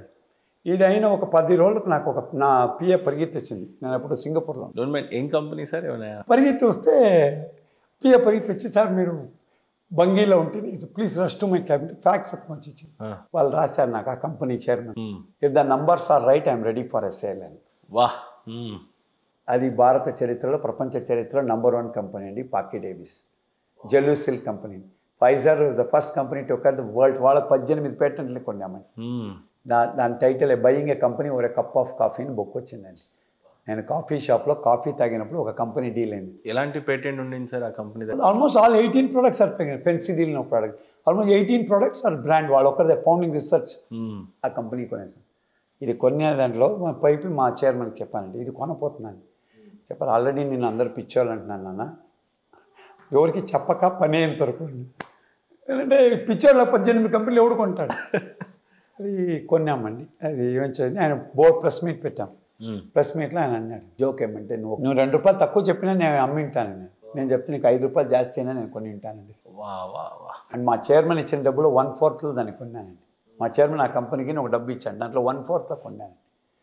అది అయినాక ఫైజర్కి 48 కంపెనీలు కొన్నానండి. ఫైజర్కి 48 కంపెనీస్ని కొన్నారు. టుడే అంత పెద్ద కంపెనీ నంబర్ 1 పొజిషన్లో, that is the land mark acquisition in the world. Company ఇప్పుడు ఎలా ఉందనేది కాదు, ఎప్పుడు చిన్నగా ఉందో అప్పుడు నేనేం చేశాను అనేది ఇంపార్టెంట్. సింగపూర్లో పోతే అది ఉంటుందండి. నేను ఆఫీస్కి పోతే చెప్పిన చరిత్ర రాసిన buying a company or a cup of coffee. ఒక కాఫీ మీతో తాగి మాట్లాడే టైంలోనే ఒక కంపెనీ కొన్నానండి. 48 కంపెనీస్ కొన్నాను. దాంట్లో 17 కంపెనీలు కొనేసాను. ఏ నెంబర్ రాసాను అది 17 కంపెనీలు కొనేసి సుబ్రహ్మణ్యం శర్మ అంటే ఒక కంపెనీస్ కొంటానన్న ఒక మర్జర్ అక్విజిషన్లో బ్రాండ్ టాప్ కంపెనీకి పోయానండి, నంబర్ 1 పొజిషన్. ఎంతకాలం చేశారు ఫైజర్? 3 years. 3 yearsలోనే ఇన్ని రికార్డ్ చేశామండి. And 30th year I decided to return back to. Pfizer ఈరోజు వరల్డ్ నంబర్ 1 కదా సార్ ఫార్మాసిటికల్లో, వరల్డ్లోనే. నేను వదిలే రోజు మీరు అంటే ఈరోజు నంబర్ 1 కానీ ఆ రోజు 6 నుంచి ఆ పొజిషన్ ఎవరు రాలేదండి, ఆ 10 మంది కూడా లేదండి. ఫైజర్లో మరి మీ కాంట్రిబ్యూషన్ ఏంటంటే గొప్పగా అంటే ఏం చెప్తారు? ఈ 48 కంపెనీలు నేనే కదండి కొన్నా. ఈ 10 మంది ఉన్నారు కదండి, 10లో ఒకరే ఉన్నాండి. టాప్ 10 ప్లేయర్స్లో 9ని ఫినిష్ చేశారు, నంబర్ 1గా పెట్టేశారు. దాంట్లో 3 ఉన్నారండి. అయితే 3కి 1కి గ్యాప్ పెద్దది అయిపోయింది, ఆకాశం భూమి ఇలాగ అయిపోయింది. అందులో బిగ్గెస్ట్ కంపెనీ ఏది సార్? ఫైజర్ బిగ్గెస్ట్ కంపెనీ కొని దాన్ని ఫస్ట్ తీసేసుకున్నారు. 18 బ్రాండ్స్ దండి కొన్నాం, టాప్ కంపెనీస్, జర్మన్ కంపెనీస్ అన్నీ కొనేసాం. ఇండియన్ కంపెనీ ఏదైనా అప్పట్లో వరల్డ్ వైజ్గా ఏమన్నా ఫైట్లో ఉందా సార్? లేదు, అప్పుడు ఇండియాలో కంపెనీసే లేదండి. India Sun Pharma, Reddy's, Cadila, సిప్లాన్ ఒక 4-5 కంపెనీలు. అంటే కనీసం వరల్డ్ ర్యాంకింగ్లో ఫార్మాసిటికల్ ఇండియా ఎక్కడా లేదు. ఇప్పుడు అప్పుడు లేదండి, ఇప్పుడు ఉన్నారండి. ఇప్పుడు ఒక 5 కంపెనీస్ ఉన్నారండి. అప్పుడు ఈరోజు ఇండియా వ్యాప్తంగా ఫార్మా కూడా స్ట్రాంగెస్ట్ కాంట్రిబ్యూషన్ ఉంది జీడిపిలోనే, ఎకానమీలో. అట్లా టాప్ 5 కంపెనీస్ ఏమున్నాయి సార్ ఈరోజు? రెడ్డీస్ ఉన్నారండి, డాక్టర్ రెడ్డీస్. దెన్ ఫార్చ్యూన్ 500లో మ్యాన్కైండ్ అనే కంపెనీ. మ్యాన్కైండ్ అన్నీ ఉన్నాయి, టాప్ ఇండియాలో టాప్ ప్లేయర్స్ ఉన్నాం. ఇప్పుడు ఎందుకంటే మన cost of manufacturing has become very low, exports బాగా అయినాయి. It is not about the research అండి, రీసెర్చ్ ఏమీ లేదు, బట్ మ్యానుఫ్యాక్చరింగ్ కాస్ట్ తగ్గిపోయిందండి. ఫైజర్లో ఫెయిల్యూర్ ఎంప్లాయీగా కనిపించిన మీరు, కానీ అదే ఫైజర్ని నంబర్ 1 పెట్టడంలో మీ కాంట్రిబ్యూషన్ అంత స్ట్రాంగ్గా ఉండింది. ఎలా సాధ్యమైందంటే? ఆ ఒక వారం తలుపేసుకొని ఉన్నప్పుడు మనం ఏమి చేత కానప్పుడు ఇది ఎన్నప్పుడు వాళ్ళు చెప్పిన పాయింట్ కరెక్ట్ అండి. అంటే ఒక వ్యక్తి నేను పోయాను నా కంపెనీ గ్రో అయింది అని ఎంతోమంది అనుకుంటారు. అది లేదండి, అది న్యాచురల్ గ్రోత్. మన కాంట్రిబ్యూషన్ అనేది స్టాండ్ అవుట్ అవ్వాలండి. దాంట్లో ఈ మరి ఒక మేము ఆ కాలంలో ఎవడు కొనేవాడు లేదండి, కొంటానని చెప్పేవాడు లేదు. ఒక ధైర్యం చేసి అలా ఒక ఈ దోవ పోతేనే అవుతుంది అన్నప్పుడే పోయాల్సి వచ్చింది. లేకపోతే నేను ఒక ఆర్గానిక్ గ్రోత్ అవ్వాలంటే ఈరోజు అవ్వదండి. ఈరోజు అదే ఒక ట్రెండ్ సెట్ అయిపోయింది. ఈరోజు ప్రతి ఒక్కడు ఇంకొన్ని కొంటున్నాడు ఈజీగా. మీరు చూస్తుంటారు రోజు ఈ కంపెనీ ఆ కంపెనీతో మధ్య. సో అమ్మని ఒక ఆ రోజుల్లో అసలు కల్చర్ లేదు, అంత సాహసం చేసే డబ్బు లేదు. నేనే ఉన్నాను మళ్ళీ మిమ్మల్ని ఎందుకు కొనాలి. ఒక మీ చిత్రరంగంలో కానీ ఫిలిం ఇండస్ట్రీ కానీ స్టూడియోస్లో కానీ ఒక పెద్ద స్టూడియో వచ్చి చిన్న స్టూడియో కొనేస్తున్నాడు ఇప్పుడు. ఆ కాలంలో అట్ట కాదు, నేను ఒక స్టూడియో వాడు ఒక స్టూడియో అని ఉండేవాళ్ళు. నీ కాంపిటీషన్ ఇది, నా కాంపిటీషన్ నాది. ఇప్పుడు కాంపిటీషన్లో క్వాలిటీ అనేది ఒకటి ఉంటుంది, సబ్జెక్ట్ అని ఉంటుంది. అది కాకుండా మిమ్మల్ని నేను అనగదొక్కడం అనేది ఉండేది కదా. అది it is not that I'm snubbing somebody. కానీ కొనడం అనేది బిజినెస్ అక్విజిషన్.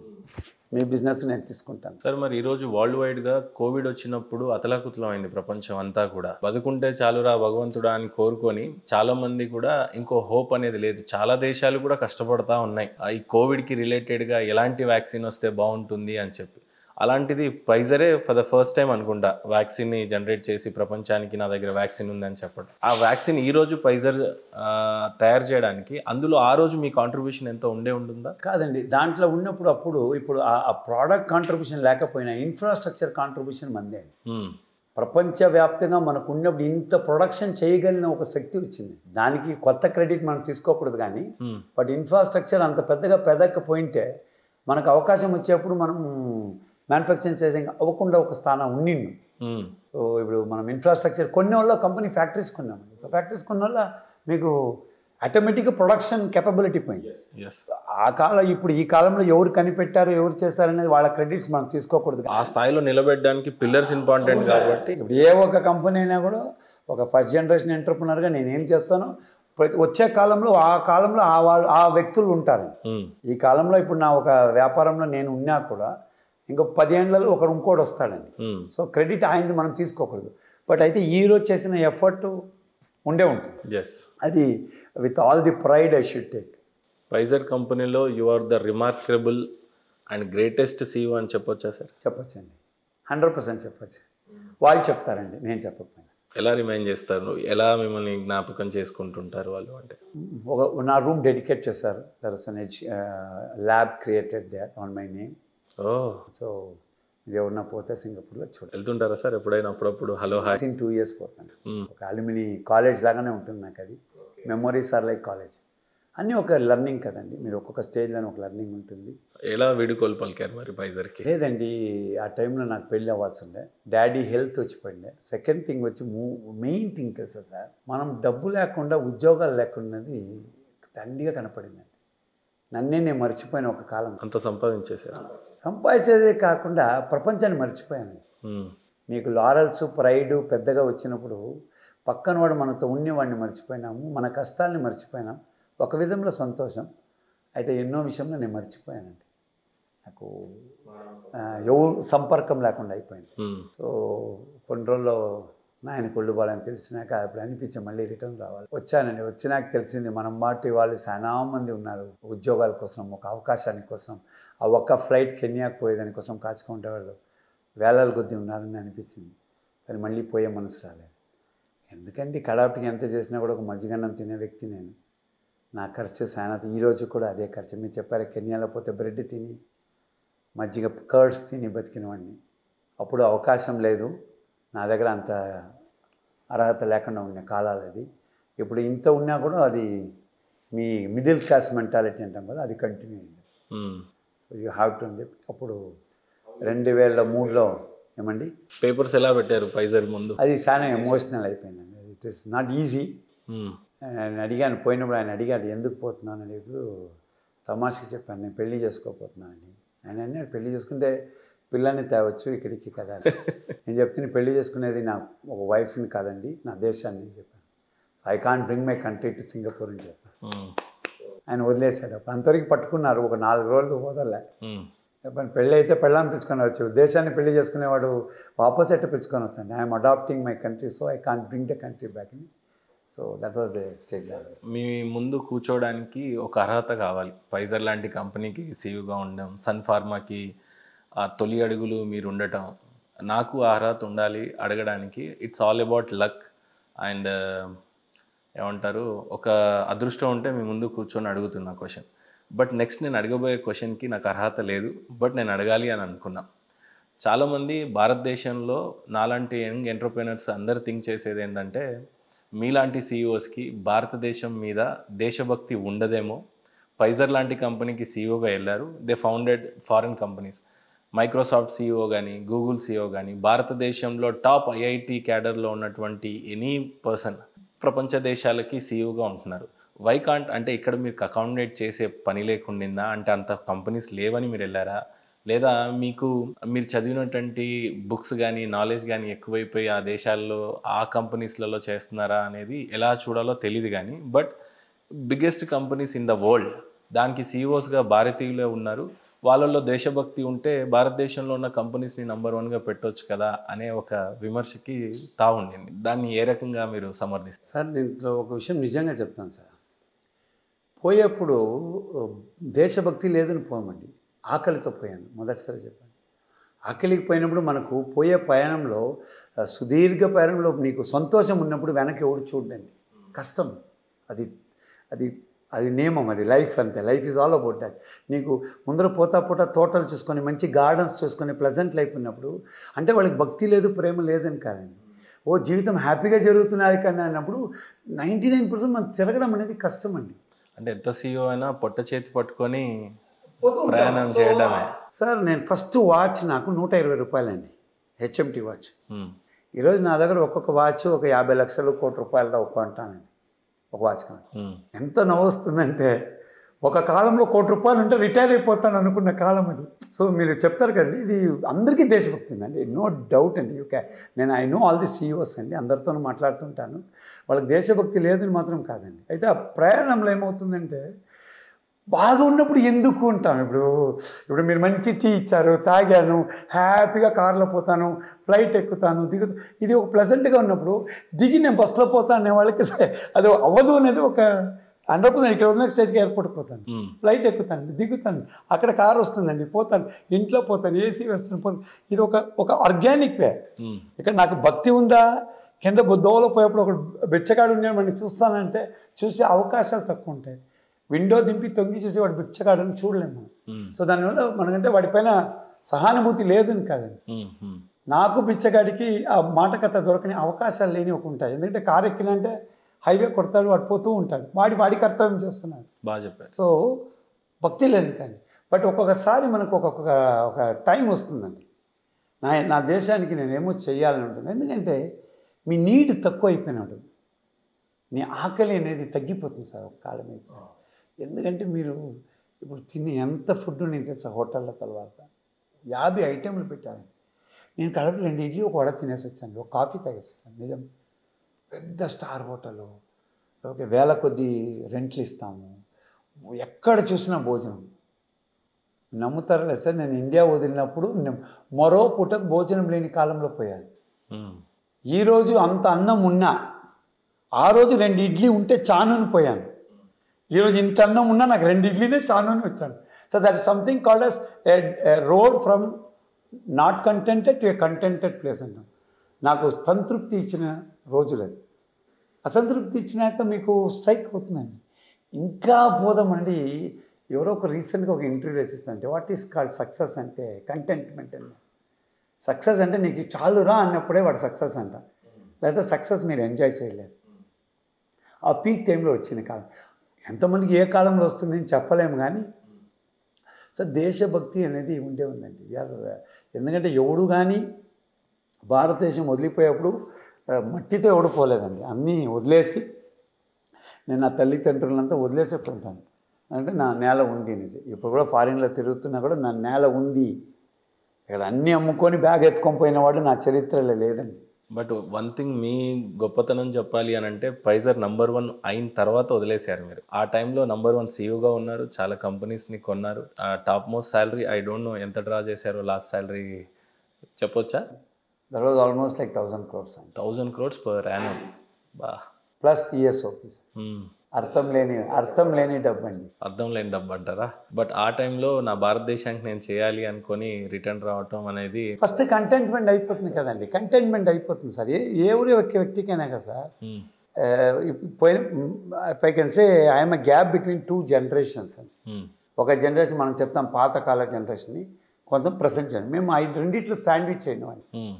సో ఆ మరి ఒక జనరేషన్లో ఉండి ఈ మరి ప్రజెంట్ జనరేషన్ ఇంకా కనెక్ట్ అయ్యే ఒక వ్యక్తిగా ఉన్నాను. ఒక మీకు ఏమి నెక్స్ట్ ఉన్నప్పుడు ఒక అర్థం లేని కూర్చుంటారండి చైర్లో. మీరు అడిగారంటే వరల్డ్స్ నంబర్ 1 హోటల్లో ఉన్నానండి, నంబర్ 1 ఎయిర్లైన్స్లో తిరిగానండి, ఆస్తులు పాస్తులు విపరీతంగా చేసేది. అదే గేమ్ అండి. మళ్ళీ మేము జస్ట్ మీకే ఒక గ్లాన్స్ ఇస్తాను. ఏం కిక్ ఇవ్వలేదు మీకు? ఒక సింగిల్ బెడ్రూమ్ హౌస్లో ఉండేవాడిని, 15-20 బెడ్రూమ్లు ఇల్లు ఉన్నది. అదే ఒకరికి నిన్న కూడా ఒకరికి చెప్తాండి, ఒక కాలంలో టీవీకి పక్క ఇంట్లో తొంగి చూసి కిటికీ చూసి చూసినాను. సినిమాలు క్రికెట్ మ్యాచ్ ఎనీథింగ్. ఈరోజు బాత్రూమ్ విడిచి అన్ని రూముల్లోనే టీవీ ఉంది, చూసేవాడు ఎవడు లేదు. అన్ని రూములు ఉంది. అది కూడా ఆర్డినరీ టీవీ కాదు, హోమ్ థియేటర్స్ అన్ని రూముల్లో. మా ఇంట్లో ఫస్ట్ ప్రైజ్డ్ పొజిషన్ అంటే ఒక టీవీ విత్ డోర్. అది తెచ్చినప్పుడు ఇంట్లో 5 మంది కూర్చొని టెంకాయ కొట్టి పూజ చేసి ఒక ఫుల్ లెంత్ పిక్చర్ చూసి ఆ న్యూస్ వచ్చినప్పుడు పరిగెత్తిపోయి ఆన్ చేసినట్టు రోజు. ఈరోజు 2 నిమిషాలు ఆన్ టీవీ ఉంది కదా అని చూస్తున్నాం, చూడాలని లేదు. అంటే అన్ని రూముల్లోనే టీవీ ఉన్నాయి, మొబైల్స్లో ఉన్నాయి, రీల్స్లో ఉన్నాయి. మేము మరి పాడ్కాస్ట్ చేసాం. But ultimately end of the day మీకు ఏం చేస్తున్నామంటే ఒక క్వశ్చన్గానే మిగిలిపోయిందండి. అది ఎవరికి ఏమో పెద్ద మీరు అంటారు కానీ అది మీరు కట్ చేస్తే మీరు అలా ఉంటుందే కానీ వాస్తవికంగా ఎవరైనా మరి ఆ అనుభూతి పొందినవాడు వాడు ఉండలేడు సార్. ఈరోజు మరి చాలా దేశాల ప్రధానమంత్రులు, ముఖ్యమంత్రులు ఒక ఫైజర్ లాంటి కంపెనీ సీఈఓ అపాయింట్మెంట్స్ కోసం చూస్తారు, ఇన్వెస్ట్మెంట్ కోసం చూస్తున్నారు. లేకపోతే ఒక మైక్రోసాఫ్ట్, గూగుల్ లాంటి కంపెనీతో కొలాబరేషన్ మా ప్రాంతం, మా స్టేట్లో ఉండాలి అని పిఎం కానీ సీఎంలు కానీ చూస్తున్నారు. మీ రోజుల్లో ఫైజర్ సీఈఓగా మీరున్నప్పుడు హూ అప్రోచ్డ్ యూ? ఏ రకంగా ఉండింది అప్పుడు? అప్పుడు యాక్చువల్లీ చెప్పాలంటే లీడర్స్ కూడా లేదండి. మరి అప్రోచ్ చేసేవాళ్ళు లేదు, మేము అప్రోచ్ చేస్తామండి. ఇంత ఎక్స్పాన్షన్ చేసానికి, ఇంత కృషి పడడానికి మేము పరిగెత్తాల్సి వచ్చాయి. అంటే అంత లాంగ్ విజన్ ఉండాలి స్టేట్ లీడర్స్కి కూడా. ఇప్పుడు ఉన్నారు, అప్పుడు లేదు. ఎవడు వచ్చేవాడు కాదు. ఎలా చేస్తానంటే నువ్వు పెద్దవాడు అంటే నువ్వు పెద్దవాడు, నేను చిన్నవాడు అంటే చిన్నవాడు. ఆ గ్యాప్ క్లియర్గా ఉండే. ఇప్పుడు లేదండి. ఇప్పుడు మనం there is a race for being number 1. మీరు రేస్ చేస్తున్నారు నంబర్ 1కి, నేను రేస్ చేస్తున్నాను. దీంట్లో ఎవరు రాంగ్ కాదండి. ఆ కాలంలో రేస్ లేదు. There was no race to be number 1. Everybody want to achieve number 1 position. నేను సో ప్రతి ఒక్కరు వాళ్ళ మైండ్ ఓపెన్ చేసుకొని వచ్చిన కాలం. సో మేము పోయామండి. ఈ స్థితి మీరు చెప్తా ఉండేది పోస్ట్ 2006 అండి. 2006 వరకు అమరు లేదు. మీరు కొంచెం చరిత్ర తిప్పి చూడండి. ఎవడో వాడు వ్యాపారం చేస్తున్నాడు, ఎక్కడో వస్తాడు. ఇది అట్ట కాదండి. ఒక యాప్ చేసి నెంబర్ 1 అయిన వాళ్ళు ఉన్నారు. అంటే అంత గట్టిగా చెప్పాలంటే ఇండియన్ ఎకానమీ రేసు వరల్డ్ జీడిపిలో అంత ఉండకపోవచ్చు అప్పుడు. 16-17 ప్లేస్లో మన ఇండియా. నిరుద్యోగులుగా ఉన్నారు. ఒక ఇంబ్యాలెన్స్ని మ్యాచ్ చేసే వాళ్ళు లేక విజనరీ లీడర్స్ లేకుండా ఉన్నారు. ఐఎమ్ వెరీ ప్రౌడ్ టు సే 2005 అయినాక I met all leaders for all visionaries అండి. ఎప్పుడు ఉండిందండి గ్లోబల్ ఇన్వెస్టర్ మీట్స్? ఎప్పుడు ఉండిందండి అవకాశము? సార్ మీకు ఒక గజం స్థలం ఇస్తాను, మీకు వ్యాపారం చేయండి అనేవాడు ఎవడున్నాండి? మీరు భారతదేశమే చెప్తున్నారు, ప్రపంచంలో ఎక్కడా లేదు. ఆ కోణంలో డిస్కషన్ ఎప్పుడు రాలేదు. అప్పుడు మనకు తెలిసిందంతా యూరోప్ అంటే అమెరికా ఇస్ నెంబర్ 1 అండి. అమెరికాలో ఉన్నవాడు గొప్పవాడు, మేమందరూ తక్కువ వాళ్ళని ఉంది. It's a clear socio imbalance అండి.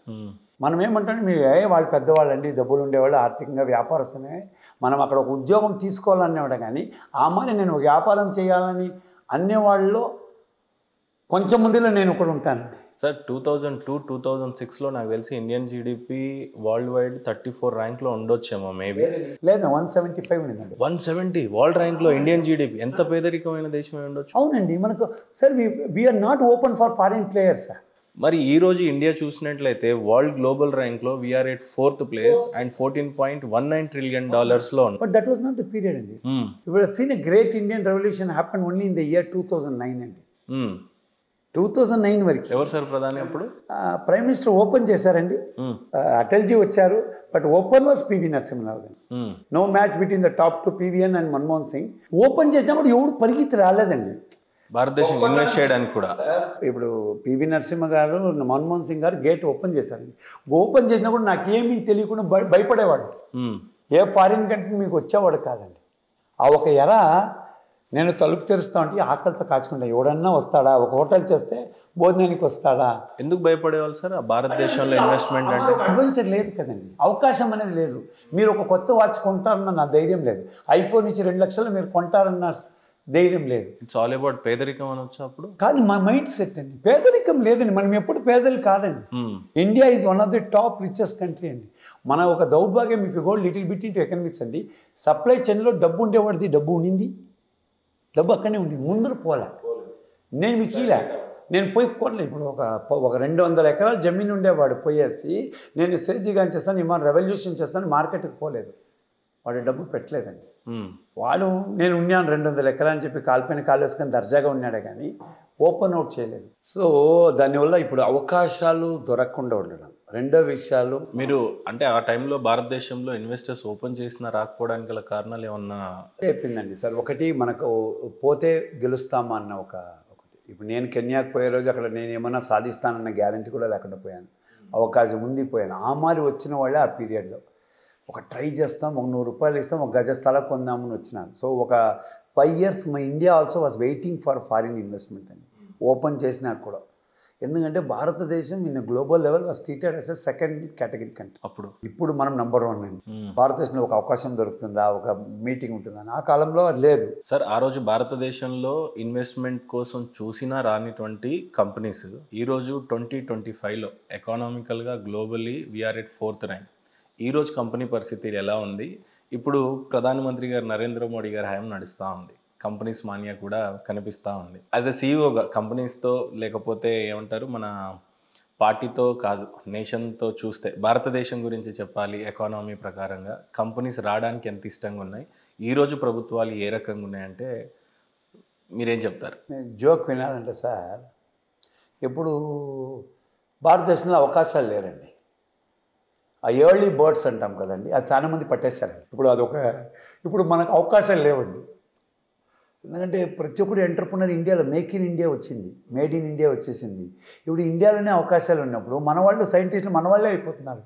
వాళ్ళు మేము మీ ఊరికి రాము, మీరు మా ఊరికి రాకండి. నేను ఒక సిచ్యువేషన్ ఇచ్చేస్తున్నాను, నేను ఒక మొబైల్ తెస్తాను మీకు అంటే నేనే చేసుకుంటా పోరాండి, నేను ఒక యాప్ ఇస్తానండి. నిజంగా ఈరోజు భారతదేశం అంత ఎదిగిందంటారు? అవునండి, ప్రతి ఒక్కరు ఎంటర్ప్రినర్ అండి. నేను మీకు కొంచెం ముందర చెప్పిన స్టోరీలో మా నాయన ఒక వ్యాపారస్తుడు, ఆయన వ్యాపారం పోయింది, నేను ఉద్యోగానికి పోయానని చెప్పాను.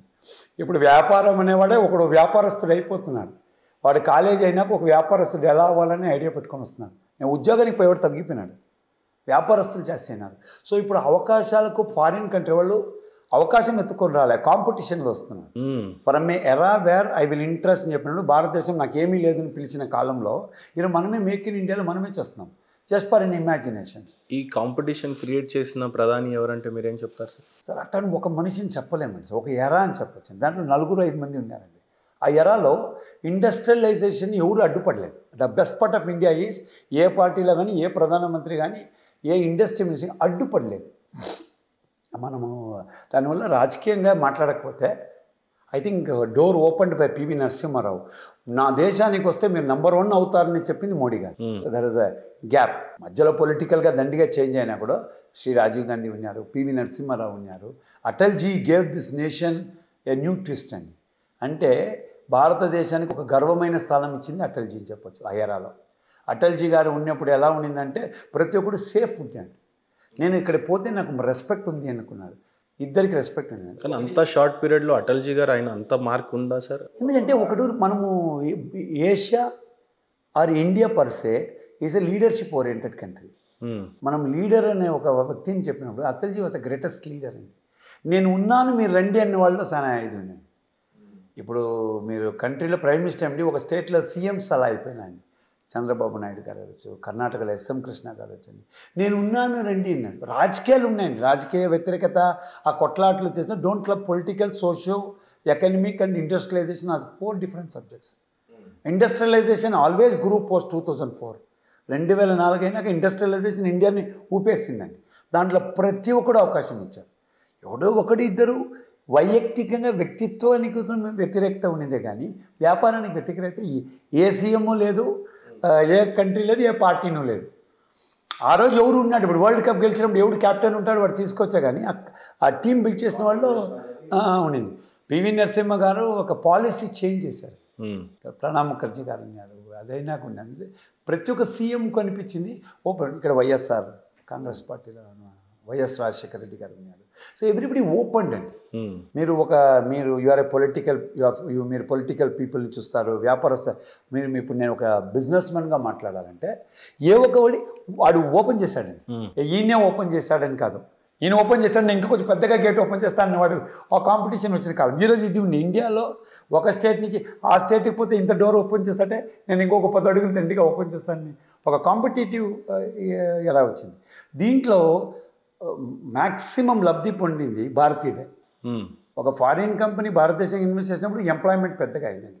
కాంట్రిబ్యూషన్ టు జీడిపి డెఫినెట్లీగా ఉంది, కంట్రీలో పెరిగిందండి. మోడీకి వచ్చినప్పుడు ఒక చేంజ్ అయిందండి. Make in India, made in India అని వచ్చినప్పుడు ఏమైందంటే అండి, మనం ఫారిన్ కంట్రీస్లో పెద్ద పన్నా కట్టారండి. ఎట్టా మనం ఈస్ట్ ఇండియా కంపెనీ ఇండియాకి వచ్చినప్పుడు వాడు మన దగ్గర పన్నా ఇప్పించుకున్నాడో, any big companies came they paid huge taxation to the country. Make in ఇండియాకి. ఎందుకంటే మా దేశంలో చేసేవాడు ఒక ఫారిన్ కంట్రీ, అప్పుడే ఎంఎస్ఎంఈని వచ్చింది ఒక కాన్సెప్ట్. ఒక ఫారిన్ కంపెనీ వస్తే, ఒక భారతీయుడు వస్తే ఫస్ట్ పీట వేసింది భారతీయుడికి. సో దాని ఘనత శ్రీ నరేంద్రభాయ్ మోడీకి పోతుంది, నో డౌట్ ఆన్ దట్. నిజంగా మేక్ ఇన్ ఇండియా అంత పురోగతి సాధిస్తుందా సార్? అన్ని రిజల్ట్స్ ఉన్నాయా భారతదేశం జీడిపి ఎకానమీలో కాంట్రిబ్యూట్ చేయడానికి? ఈరోజు ప్రధానమంత్రి మోడీ గారి నేతృత్వంలో భారతదేశం గురించి చెప్పాలి అంటే మీరేం చెప్తారు? సార్ మోడీ గారిది రెండు ఉందండి, ఒక సక్సెస్, ఒక ఫెయిల్యూర్ ఉందండి. The greatest policy, the greatest act and the greatest business idea came from prime minister office. ఒక ఫెయిల్యూర్ని మనం తీసుకున్నాం. మీరు అడిగారు ఆ క్వశ్చన్ ఎందుకు వస్తున్నదంటే, అన్ని లెవెల్కి రీచ్ అయిందంటే ఎగ్జిక్యూషనల్ ఫెయిల్యూర్స్ ఉందండి. అది న్యాచురల్గా పోవాలే కానీ ఓవర్ నైట్ పోలేదండి. ఎందుకంటే నాకుండే మనోతత్వం మీకు ఉండాలి, మీకుండేది నాకు ఉండాలనేది అసాధ్యమైన విషయం. మన India is a very large country with a diversified political brains అని చెప్తాము. వాళ్ళ వైయక్తికరణ వస్తే బట్ ఒక పాలసీని వచ్చినప్పుడు ఈరోజు prime minister makes number 1 position. అది లాస్ట్ మ్యాన్ వరకు రీచ్ అవుతుంది. అది ఎంత పర్సెంటేజ్ అనేది తగ్గుతున్నది, అది we have to make it. ఆ గ్యాప్ అంత ఉందండి. లాస్ట్ ఫర్ ఎగ్జాంపుల్ ఒక CGTMSE లోన్ ఇస్తున్నాను, ఒక 1 కోటి ఇచ్చిన వాడు కొల్లెటరల్ లేకుండా ఒక ఐడియాకు 1 కోటి నుంచి 5 కోట్లు, 5 కోట్ల నుంచి 10 కోట్లు భారతదేశంలో. మీరు పోయి 10 కోట్లు అడగొచ్చండి. ఒక 3 ఏళ్ళు మీరు సక్సెస్గా పనిచేస్తే ఎంత మీరు టర్న్ ఓవర్ని చూడండి. మీరు చేస్తారంటే ఐడియాకి 10 కోట్లు, మిమ్మల్ని మీరు ఎవరు ఏమీ అడగకుండా ఇచ్చే ఒక కంట్రీ. గవర్నమెంట్ స్టాండ్స్ కొల్లెటర్ ఆ ఒక స్కీమ్ ఉంది. ప్రతి ఒక్కరికి 10 కోట్లు అనేది పెద్ద నెంబర్ అండి. అంతే కదండి. వాడు దాన్ని 100 కోట్లు చేయొచ్చు. దీంట్లో 2 విషయాలు మేజర్గా అవుతుంది. ఒక ఎంప్లాయ్మెంట్ అండి, మన దేశం నుంచి పోయే వాళ్ళు తగ్గిపోయినారు. ఇప్పుడు మీకు అమెరికా, దుబాయ్ అనేది పెద్ద విషయం కాదండి. ఒక కాలంలో మా రోడ్లో ఉన్న దుబాయ్కి పోయినంటే వాడే గొప్పవాడు అయిపోయినాడు. ఈరోజు నిన్న దుబాయ్లో డబ్బులు ఎంత పెడతాం, ఇన్వెస్ట్ చేస్తామని వచ్చే, ప్లీజ్ ఇన్వెస్ట్ ఇన్ దుబాయ్ అని వచ్చిన వాళ్ళు ఉన్నారు. It is become reverse. దుబాయ్లో సంపాదించి అక్కడ డబ్బులు 4 రాళ్ళు పెట్టుకొని వచ్చి ఇండియాలో ఒక ఇల్లు కొంటా అన్న వాడి కాలం నుంచి దుబాయ్లో వచ్చి ఇల్లు చేయండి, ఇంటి చేయండి అని చెప్పే కాలం వచ్చింది. See the transformation happy because మనలో మనోధైర్యం వచ్చిందండి. ఒక వ్యాపారం చేయొచ్చిందండి. మా నాన్నగారు పడిపోయినప్పుడు ఎవరు లేదండి. ఈరోజు నేను పడిపోతానంటే నా వెనక 50 మంది ఉన్నారు. ఆ ధైర్యం ఉందండి. ఫియర్ ఆఫ్ ఫెయిల్యూర్ లేదండి. ఈరోజు నాకు 10 రూపాయలు డబ్బు కావాలంటే ఒక IPO పోగలుగుతాను. నేను 10 మందికి ఐడియాలు తెస్తాను. ఫ్రీ ఆఫ్ డూయింగ్ బిజినెస్ వచ్చిందండి. Ease of that's called as governance as come and change it. So దానిలో పాలసీ అని చెప్పండి దండిగా వచ్చింది. ముందున నెక్స్ట్ 10 years కండి భారతదేశం will compete with the world leader అండి. Number 4 is not a easy joke and will be number 1 అండి. Dollar versus Indian rupee, it will be reverse in 10 years అండి. That's a word, mark my word, India will reverse where dollar has to buy rupee. అంత powerful భారతదేశాన్ని చూస్తామంటారు. It's only because of the contribution per day అండి. GDP is wrongly understood and calculated. ఒక GDP అనేది per day calculation చేయాలి, not yearly calculation. If you do yearly we are growing day by day. నిన్నటి జీడిపికి ఈరోజు జీడిపికి డిఫరెన్స్ ఉందండి. Contribution has gone, new entrepreneurs are born, new business ideas come, new thought process are coming in. So ఇది everyday ఒక చెట్టు పెడితే రేపు పువ్వు వస్తున్నాను. ఇది 10 ఏళ్లకు వీఆర్ బీటింగ్ ఎవ్రీ కంట్రీ అండి. బట్ యాజ్ ఎంటర్ప్రెనర్గా నాకు ఎంత హ్యాపీగా అనిపిస్తుందంటే సార్, నేను పుట్టిన ఈ 35 సంవత్సరాల్లో ఇండియా ఎకానమీ గురించి, జీడిపి గురించి, సూపర్ పవర్ గురించి మాట్లాడినట్టు నేను ఎప్పుడు చూడలేదు. కానీ ఈరోజు ఇండియా గ్లోబల్లీ 4th ర్యాంక్ వచ్చింది, ఎకానమీ కాంపిటీషన్లో మనం ఉన్నాము అని మాట్లాడే స్థాయికి వచ్చాము అని అంటే ఏంటి సార్ ఆ ప్రయాణం, ఆ క్రెడిట్ ఎవరికి ఇస్తారు? సార్ మన మైండ్ సెట్టే చెప్పాలి సార్. ఇప్పుడు నేను మీరు చిన్న వయసులో ఉన్నప్పుడు కబడ్డీ అనేది ఒక గేమ్ మన ఇంట్లో ఆడుకుంటాను. ఇప్పుడు కబడ్డీని ఒలింపిక్ స్పోర్ట్లో చేస్తాను. దానికంటే ఒక ఘనత అని చెప్పాలంటే ఒక యోగా అండి. మన ఇంట్లో చెప్తే మనము ఒక చిన్న ప్లేస్లో ఒక 1,00,000 మందిలో ఒక్కరో ఇద్దరు యోగా చేస్తాం. మనం వాడిని చూస్తుంటే ఏదో పిచ్చోడ్లాగా చేస్తున్నాను. ఈరోజు యోగాని ఇంటర్నేషనల్ యోగా డే లాగా ఇది ఒక కాన్సెప్ట్ అండి. Not only one particular as a conceptually the credit goes to the prime minister. ప్రతి ఒక్క చిన్న దేశంలో కూడా నేను ఉన్నాను, నా దేశం ఉంది అని చెప్పే లెవెల్కి వచ్చినాం. ఇప్పుడు విపర్యాసం అంటే ఇప్పుడు రాధాకృష్ణ ఎవరు అని చెప్పారు. ఇప్పుడు ఈ బికమ్ ఏ వరల్డ్స్ నెంబర్. ఎంతోమంది నన్నే అడిగారండి. ఇప్పుడు నేను మళ్ళీ వచ్చి ఇప్పుడు అందరూ అడుగుతారు, మీరు ఎందుకు ఆయన పేరు యూజ్ చేసుకొని బయట వస్తున్నాను. ఒక చోట్లో పోయి ఒక టీచర్ దగ్గర కూర్చొని ఒకరు ఎవరో ఫ్రెండ్స్, నా రాధాకృష్ణ గ్రాండ్ సన్ అంటే ఆయన ఎవరు అని అడిగారు. వాళ్ళ తలపైన మా తాత ఫోటో. ఆ రోజు నేను డిసైడ్ అంతవరకు మేము ఎవరికి తెలియదండి. మీరు గూగుల్లో చేసినా కూడా ఒక 2010 అయినాకనే పేరు బాగా బయట వస్తుంది. అంతవరకు ఈ ప్యూర్ రారండి. మా ఇంట్లో చాలా గొప్ప వ్యక్తులు ఉన్నారు, పుట్టినారు. బట్ టెక్నికల్ మళ్ళీ రీబర్త్ ఇవ్వాల్సిన ఒక అవకాశము ఇట్ బికేమ్ నెసెసిటీ అండి. ఆ సందర్భం అలా వచ్చేసింది. అందరూ అడిగారు, మీరు ఎందుకు పోతున్నారు, మీరు ఒక ఎలక్షన్ పొలిటీషియన్ అవ్వాలన్నా ఏదో చేయాలన్నా. నేను చెప్తే నాకేం కావాలండి, సొంతంగా చదువుకున్నాను, సొంతంగా ఇది వచ్చాను. నేను సెల్ఫ్ మేడ్ మ్యాన్ అండి. ఏ రోజు ప్రపంచమంతా తిరిగి వచ్చండి. ఈ ధైర్యం సాహసం ఉండే కండి నాకు నా స్వాభిమానం ఉందండి. ఈరోజు కూడా సన్యాసిలాగా అన్నీ తీసేసి కొత్తగా స్టార్ట్ చేసే మనోధైర్యం ఉండే ఒక వ్యక్తి అండి. సో నాకు ఇప్పుడు ఎవరిది వద్దండి ఈ పేర్లు కానీ. అవును, గర్వతగించేంత ఒక గొప్ప వ్యక్తి ఇంట్లో పుట్టానన్న గర్వం లాస్ట్ డే వరకు ఉంటుంది. అదే మరి ఇప్పుడు దేశంలో ఇండియా అనే ఒక కంట్రీ ఉందా అని అడిగిన కాలంలో ఇప్పుడు ప్రతి ఒక్క దేశంలో ఇండియా పోతాననే ఒక you able to feel it అండి. వచ్చేసింది, అది ఒక ఊపు వచ్చేసింది. ఇప్పుడు ఎవరైనా ఐఎమ్ గోయింగ్ టు ఇండియా అన్నాడు. ఇప్పుడు ఒక బిజినెస్లో వస్తాను, నేను ఇండియాకి పోతున్నాను, ఇన్వెస్ట్మెంట్కి వస్తాను, నాకు అవకాశం దొరుకుతుందని అడుగుతున్నారు. నన్ను కూడా అడుగుతారు, ఆ సీఎంని మీకు తెలుసా, పరిచయం చేస్తారా అంటారు. ఎందుకంటే ఆ కాలంలో నేను పోయి అన్ని ఇండియాని ప్రపంచమంతా కంపెనీలు సెటప్ చేసి వచ్చాను. అయితే రివర్స్ వచ్చేవాళ్ళకి ప్రతి ఒక్కరు వచ్చి ఇండియాలో ప్రతి స్టేట్లో నాకు అవకాశం ఉంది. నేను తెలంగాణలో వ్యాపారం చేయాలని వచ్చినానండి. భారతదేశంలో అన్ట్యాప్డ్ పొటెన్షియల్ 25 స్టేట్లు ఉన్నాయి. ఎక్కడ ట్యాప్ చేసినా దీనికి నేను అమెరికాకి ఆఫ్రికాకి ఎందుకండి పోవాలి? 25 స్టేట్లో నేనే ఇంకా ఓపెన్ చేయలేదు ఫుల్గా. ఇంకా దేశాల తర్వాత దేశాల్లో చేసేసాను, ఇండియాలో చేయలేదు. స్టేట్స్ రివర్స్ గారు వచ్చేసాను. నా సుదీక్ష గ్రూప్ 233 దేశాల్లో ఉందండి. భారతదేశం అడిగితే 5 స్టేట్లో ఉందండి. నేను ఇప్పుడు నా స్టేట్లో పెంచేస్తాను. అంటే we're the only country with untapped potential అండి, anything. And one more thing is, మనం ఇప్పుడు జీడిపి మా పెద్ద ఎకనామిక్స్ మాట్లాడండి. We're doing something called as global trading. మనది రూపీ డాలర్ ఎక్కడ కొట్లాడుతుందంటే వీఆర్ టాకింగ్ అనే బులియన్ మార్కెట్ అండి.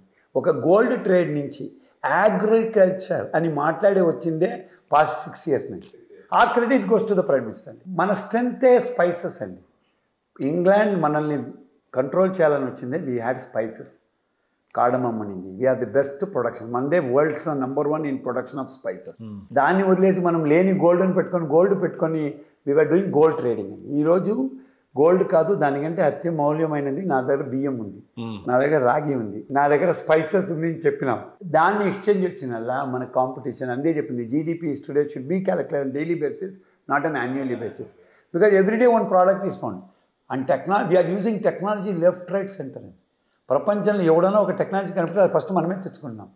మనం తెచ్చిన టెక్నాలజీ వరల్డ్ వైడ్ ఇస్తున్నాం, అది డిఫరెంట్ బిజినెస్. బట్ ఈ ఒక తీసుకునేది ఇచ్చేది పాతకాలంలో బార్టర్ సిస్టమ్ అంటే ఇప్పుడు యాక్చువల్గా జరుగుతున్నది. Today it is happening not on rupee అండి. Not anymore we're talking on rupee. నా దగ్గర ఇంత డబ్బు ఉంది మీద. ఎందుకు నేను చెప్పంటే 10 ఏళ్లలో ఉంటే ఇంక మీద మనం డబ్బులు మాట్లాడామండి. Today digital currency is going to rule the country. When that is going to happen, ఎక్కడ ఉంది ప్రింట్? సో నా దగ్గర ఏముంది, మీ దగ్గర ఉంది. నా దగ్గర వాచ్ ఉంది సార్, మీ దగ్గర ఫోన్ ఉంది సార్, ఏంటి? సో ఎవరి దగ్గర ఏమేమి ఉన్నాయంటే మన దగ్గరనే దండిగా ఉందండి. దండిగా ఉండేది ఒక సోర్సెస్ ఎక్కువ ఉన్నాయి. దండిగా ఉండేది ఒకటండి. ప్రపంచానికే కావాల్సింది ఒకటండి, అన్నం. ఆకలి, అన్నం మన దగ్గర ఉంది. స్పైసెస్ ఉందండి, అగ్రికల్చర్ ఉంది. So any country today who is handling agriculture as an economy India will be the number 1. దానివల్ల మనకు కాంపిటీషన్. ఓకే, బహుశా ఇండియన్ ఎకానమీలో 20% కాంట్రిబ్యూషన్ ఉంది అగ్రికల్చర్ నుండి. ఇంకా దాన్ని పెంచాలని అయితే కోరుకోవాలి. హౌ సక్సెస్ఫుల్ ప్రధానమంత్రి గారు అంటే ఈ క్వశ్చన్ మిమ్మల్ని అడగాల్సిన అవసరం ఎందుకు వచ్చిందంటే, ఫైజర్ లాంటి కంపెనీస్కి సీఈఓ ఉండి కొన్ని కంపెనీస్ని కొని ఇండియన్ ఎకానమీయే కాకుండా వరల్డ్ ఎకానమీలో ఒక్కొక్క కంట్రీలో ఫైజర్ ఎకానమీ ఈరోజు చెప్పడానికి అంటే ఫైజర్ కాంట్రిబ్యూషన్ చాలా ఎక్కువ. ఈరోజు ఏ ఫార్మాసిటికల్ కంపెనీలో చూస్తే దాని కాంట్రిబ్యూషన్ దానికి ఉంది. సో ఫైజర్ లాంటి కంపెనీకి సీఈఓగా ఉండి ఉన్నారు కాబట్టి ఈ రోజున ఈ దేశ ప్రధాని చెప్పాలి అని అంటే మీరు ఏం చెప్తారు సార్? మన దేశానికి ఒక మనోధైర్యం ఇచ్చిన ఒక ఏకైక ప్రధాని చెప్పచ్చు. ఒక కామన్ మ్యాన్, నేను ఎదిగే కాలంలో ఒక కామన్ డైలాగ్ ఉండేది. ఒకడు విద్యార్థి గ్రాడ్యుయేషన్ చేస్తే నాకు ఇక్కడ ఉద్యోగాలు లేవు, దానివల్లనే దండిగా సోషియో ప్రాబ్లమ్స్ వచ్చిందండి. క్యాస్టిజం వచ్చింది, రిజర్వేషన్స్ మాట్లాడాము, నాకు రావాలి. ఇదంతా కేవలం వాడి బతుకు తీరు కోసం తెచ్చుకున్న డైలాగులు అంతే. వాడికి ఒక ఉద్యోగం ఇస్తే వాడు హ్యాపీ అయిపోతాడండి. వాడి అంతా మైండ్కే వేసుకోడు. ఒక సామాన్య వ్యక్తిని ఒక గుంపులో వచ్చిన వాడిని నేను. ఒక సామాన్య వ్యక్తికి ఒక గ్రూపిజంకే. ఇప్పుడు దాన్ని మీరి మీకు అవకాశాలు వచ్చినప్పుడు ఎవడు క్యాస్ట్ అడుగుతాడు లేదు, ఎవడు రిజర్వేషన్లు అడుగుతాడు లేదు, నాకు గవర్నమెంట్ జాబ్ కావాలని అడిగేవాడు లేదు. ఫస్ట్ టైం భారతదేశంలో గవర్నమెంట్లో జాబులు ఉన్నాయి, అప్లై చేయండి రా అన్న ఒక తీరు రాలేదు. సో నాకు మనోధైర్యం వచ్చినప్పుడు ఎక్కడైనా సంపాదిస్తానని వచ్చిన కాలంలో నాకు ఏది ఎదురు చూడండి, మిగతంతా నాకు మీకు సోషియో ఈవెల్ అని ఏం చెప్తామో కేవలం ఒక ఉద్యోగ అవకాశంలో చేంజ్ అయింది. సో ఎంతోమంది చెప్తారు ప్రధానమంత్రి ఉద్యోగం క్రియేట్ చేయాలి, but he has created entrepreneurs who can create jobs అండి. This is the biggest achievement of prime minister. అది ఎవరు ప్రధానమంత్రికి చెప్పరు. ప్రధానమంత్రి గారు ఆ పాయింట్ తీసుకొని ఎప్పుడున్న అవకాశం తెచ్చారు. He has created a man who can create 1000 jobs అండి. మీరు వచ్చి ప్రధానమంత్రి 1,00,000 జాబ్ ఇవ్వలేదంటారండి. ఎంతోమంది వింటూ ఉంటాను. ఆయన ఎందుకండి ఇండియాలో ఆయన 1,00,000 మంది బిజినెస్ మెన్ని క్రియేట్ చేస్తారు టు క్రియేట్ 1 crore జాబ్స్ అండి.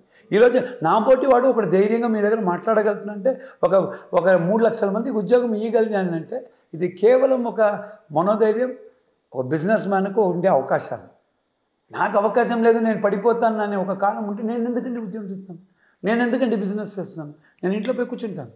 ఇప్పుడు మోడీ గారి హయాంలో భారతదేశంలో ఎంత సేఫ్టీ క్రియేట్ అయింది? ఇన్వెస్టర్స్ ఒకవేళ పెద్ద ఫైజర్ లాంటి కంపెనీయే కాదు, మైక్రోసాఫ్ట్, గూగుల్ లాంటి కంపెనీ వచ్చి ఎంత సేఫ్గా బిజినెస్ చేసుకోగలదు భారతదేశంలో అంటే?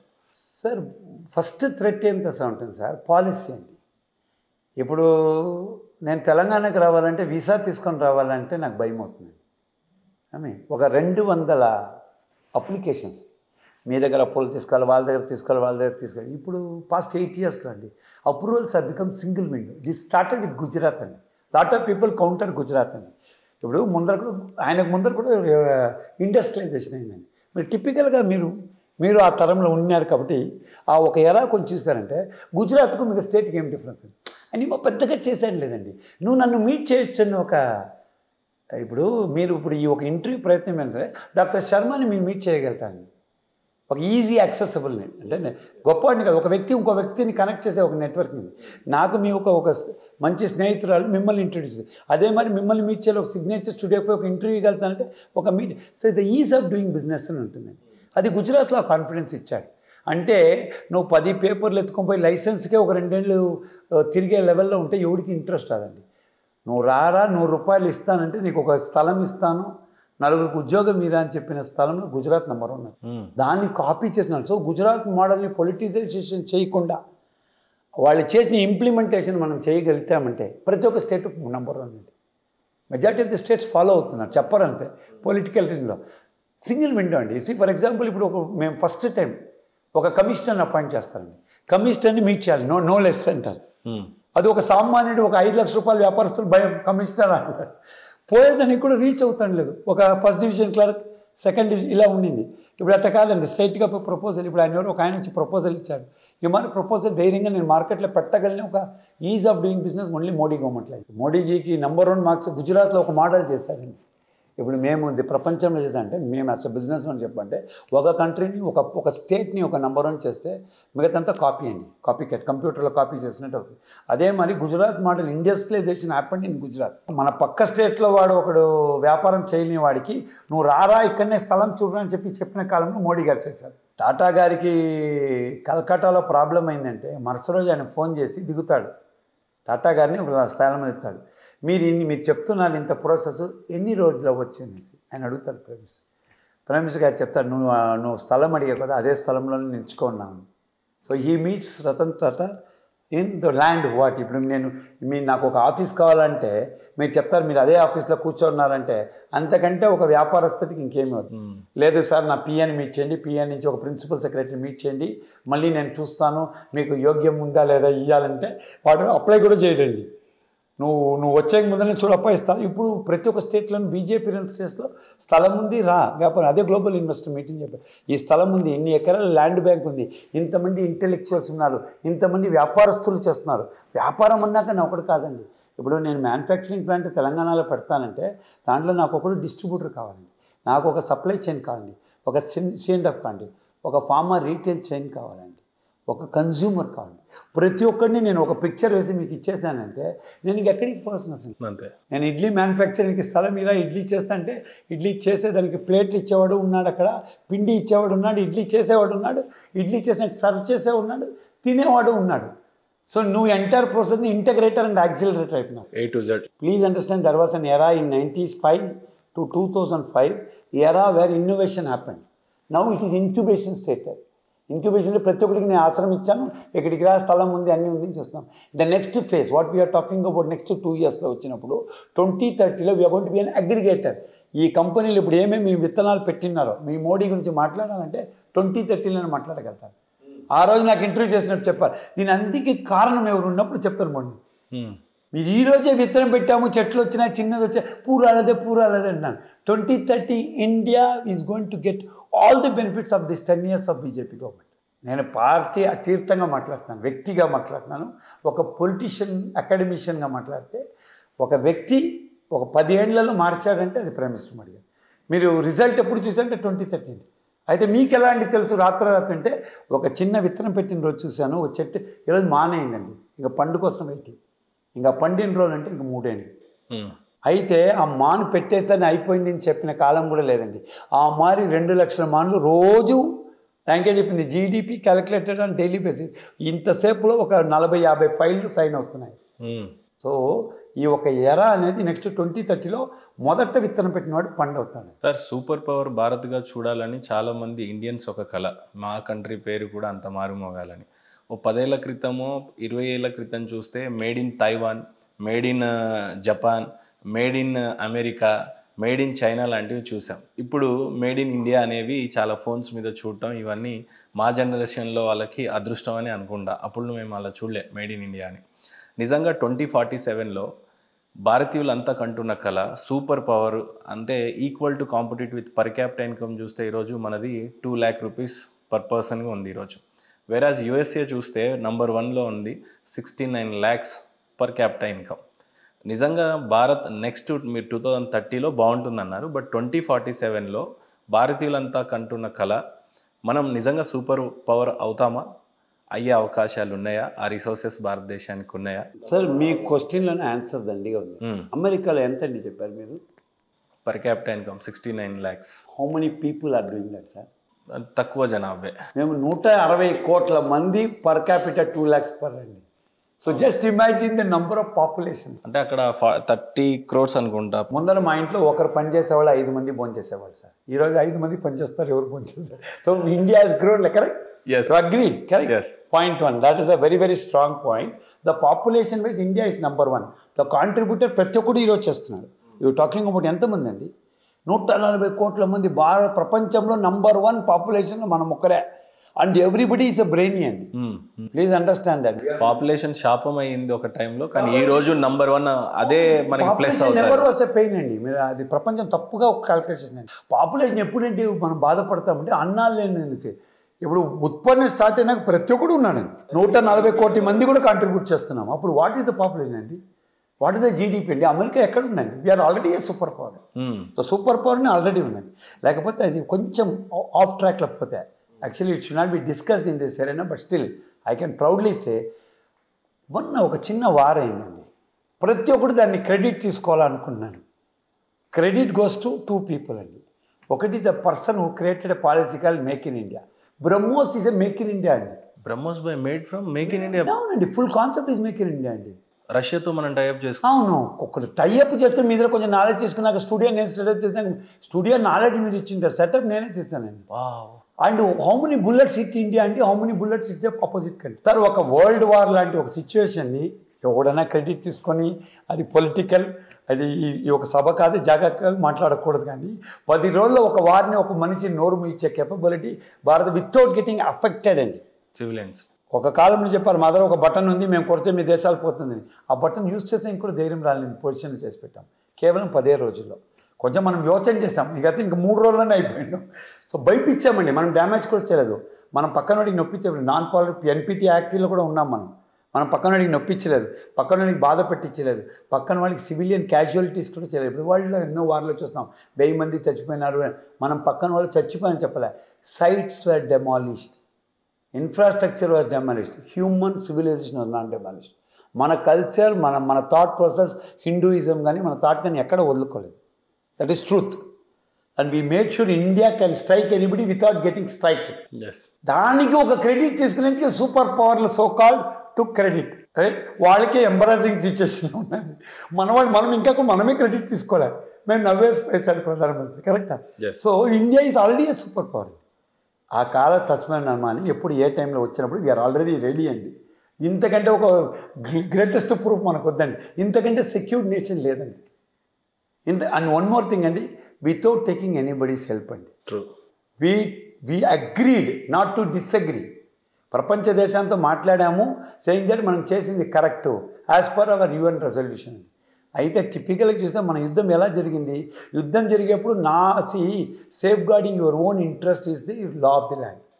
UN రెజల్యూషన్లో క్లియర్గా ఇచ్చారు, you can protect your country and your ఇంట్రెస్ట్ని. సో అది మా కర్తవ్యంగా చేశాం. అది చేసే కాలంలోనే పక్కన వాడికి నొప్పి కూడా అనేది ఒక మన చాలా ఏండ్లో ఒక ఇది బై రూల్ మనం అది చేయలేదు. ఓకే. సెకండ్ థింగ్, మనకు కూడా ఒక నొప్పి రాలేదు. కాస్ట్ ఆఫ్ వార్ అంటే 1/4 ఆఫ్ ది కాస్ట్. ముందరంతా మనం 10-20 వార్లు చేసామండి, విపరీతం కాస్ట్ అవుతుంది. ఒక కాస్ట్ అయినప్పుడు మన ఇంప్లికేషన్ ఎవరికి వస్తుంది, ఇండియన్ ఎంప్లాయ్ ప్రతి ఒక్కరికి వస్తుందండి. ఈసారి ఏమి రాలేదండి. What was your post war implication? 0. Means we are not got destroyed. Our sense of facing a war with economical problem, we are very safe because మా దగ్గర ఉన్న ఒక కొంచెం స్టోరేజ్ డబ్బుని ఎత్తివేస్తేనే మీరు ఎగిరిపోయారు. దానికి నాకు మీకు భోజనము పాలు కాఫీ అంతా కట్ చేసి నేను ఫైట్ చేయాల్సిన అవసరం లేదు. నా దగ్గర సర్ప్లస్ ఉంది, డిఫెన్స్ బడ్జెట్లో వేస్తే అంటే నువ్వు ఎగిరిపోతావు. నా common man have no additional burden, a business man have no additional burden. ఈ ఒక వార్ వినింటారండి మనది. I think you and me would have heard around 10 wars అండి. దాంట్లో 3 డెవాస్టేటింగ్ వార్స్ అండి. ఆ వార్ అయినాక ఇంప్లికేషన్ ఏమైందంటే ప్రతి ఒక్కటి నాగరికుడికి దండిగా ఇంపాక్ట్ అయింది. మనం భయపడతా ఉంటాం, వార్ వస్తే భయం, వార్ వస్తే నీళ్ళు ఉండదు, వార్ వస్తే డబ్బులు, ఇదేం అవ్వలేదండి. ఈ టైంలో ఎకానమీని కూడా డిస్టర్బ్ కూడా కాలేదు ఈసారి. అసలు మీకు వార్ అయిందే తెలియదండి. ఇప్పుడు టీవీలో వస్తే మీరు అనుకుంటే మనం బోర్ కొట్టిపోయింది 2 రోజులకి, ఏం అదే చెప్తున్నారు. మన రెగ్యులర్గా ఒక 2-3 యోధుల్ని తలుచుకున్నాం, ఆ బాధాకరం మునింది. మన స్టేట్ ఆయన ఒక అబ్బాయిని తలుచుకున్నాం, ఆ నొప్పి ఉంది. అది ఒక్కటి పోయినా మన అన్న తమ్ముడులాగానే ఒక ఫీలింగ్ ఉంది. If you take the emotional question of it, economic question, social security, we're number 1. If you call me that, we're already a super power. ఇంతకంటే డిఫరెన్స్ ఆఫ్ సూపర్ పవర్ ఎక్కడా లేదండి. సార్, మీరు కెరియర్ స్టార్ట్ చేసినప్పుడు Sun ఫార్మాలో కానీ ఫైజర్కి మీరు సీఈఓగా ఉన్నప్పుడు కూడా భారతదేశంలో పెద్దగా ఫార్మాసిటికల్ డెవలప్ కాలేదు అని అన్నారు. ఈరోజు 2025లో ఇండియన్లో ఫార్మాసిటికల్ కాంట్రిబ్యూషన్ ఐ థింక్ 14% జీడిపిలో కాంట్రిబ్యూట్ చేస్తుంది ఫార్మాసిటికల్.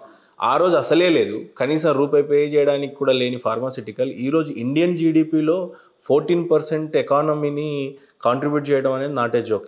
ఈరోజు ఫార్మాసిటికల్ ఈ స్థాయిలో ఎదగడం, భారత్ నిజంగా ఏ ర్యాంక్లో ఉంది, ఫ్యూచర్లో ఫార్మాసిటికల్ భారత్ ఏ స్థాయిలో వెళ్తుంది అంటే ఏం చెప్తారు? సార్, మ్యానుఫ్యాక్చరింగ్లో still we become the number 1 అండి. ఫార్మాసిటికల్ మ్యానుఫ్యాక్చరింగ్ వరల్డ్ వైడ్గా. మ్యానుఫ్యాక్చరింగ్ అన్నాక క్వాలిటీ క్వాంటిటీ ఒకటే కాదండి. You understand the cost. Sir, అంటే వరల్డ్లో మనం నంబర్ 1 మ్యానుఫ్యాక్చరర్స్ అంటే ఫార్మాసిటికల్ హబ్ అనొచ్చు భారతదేశాన్ని. The cost of manufacturing a paracetamol in any part of the world, cost of manufacturing part is 1,000th of the difference అండి. అంత difference.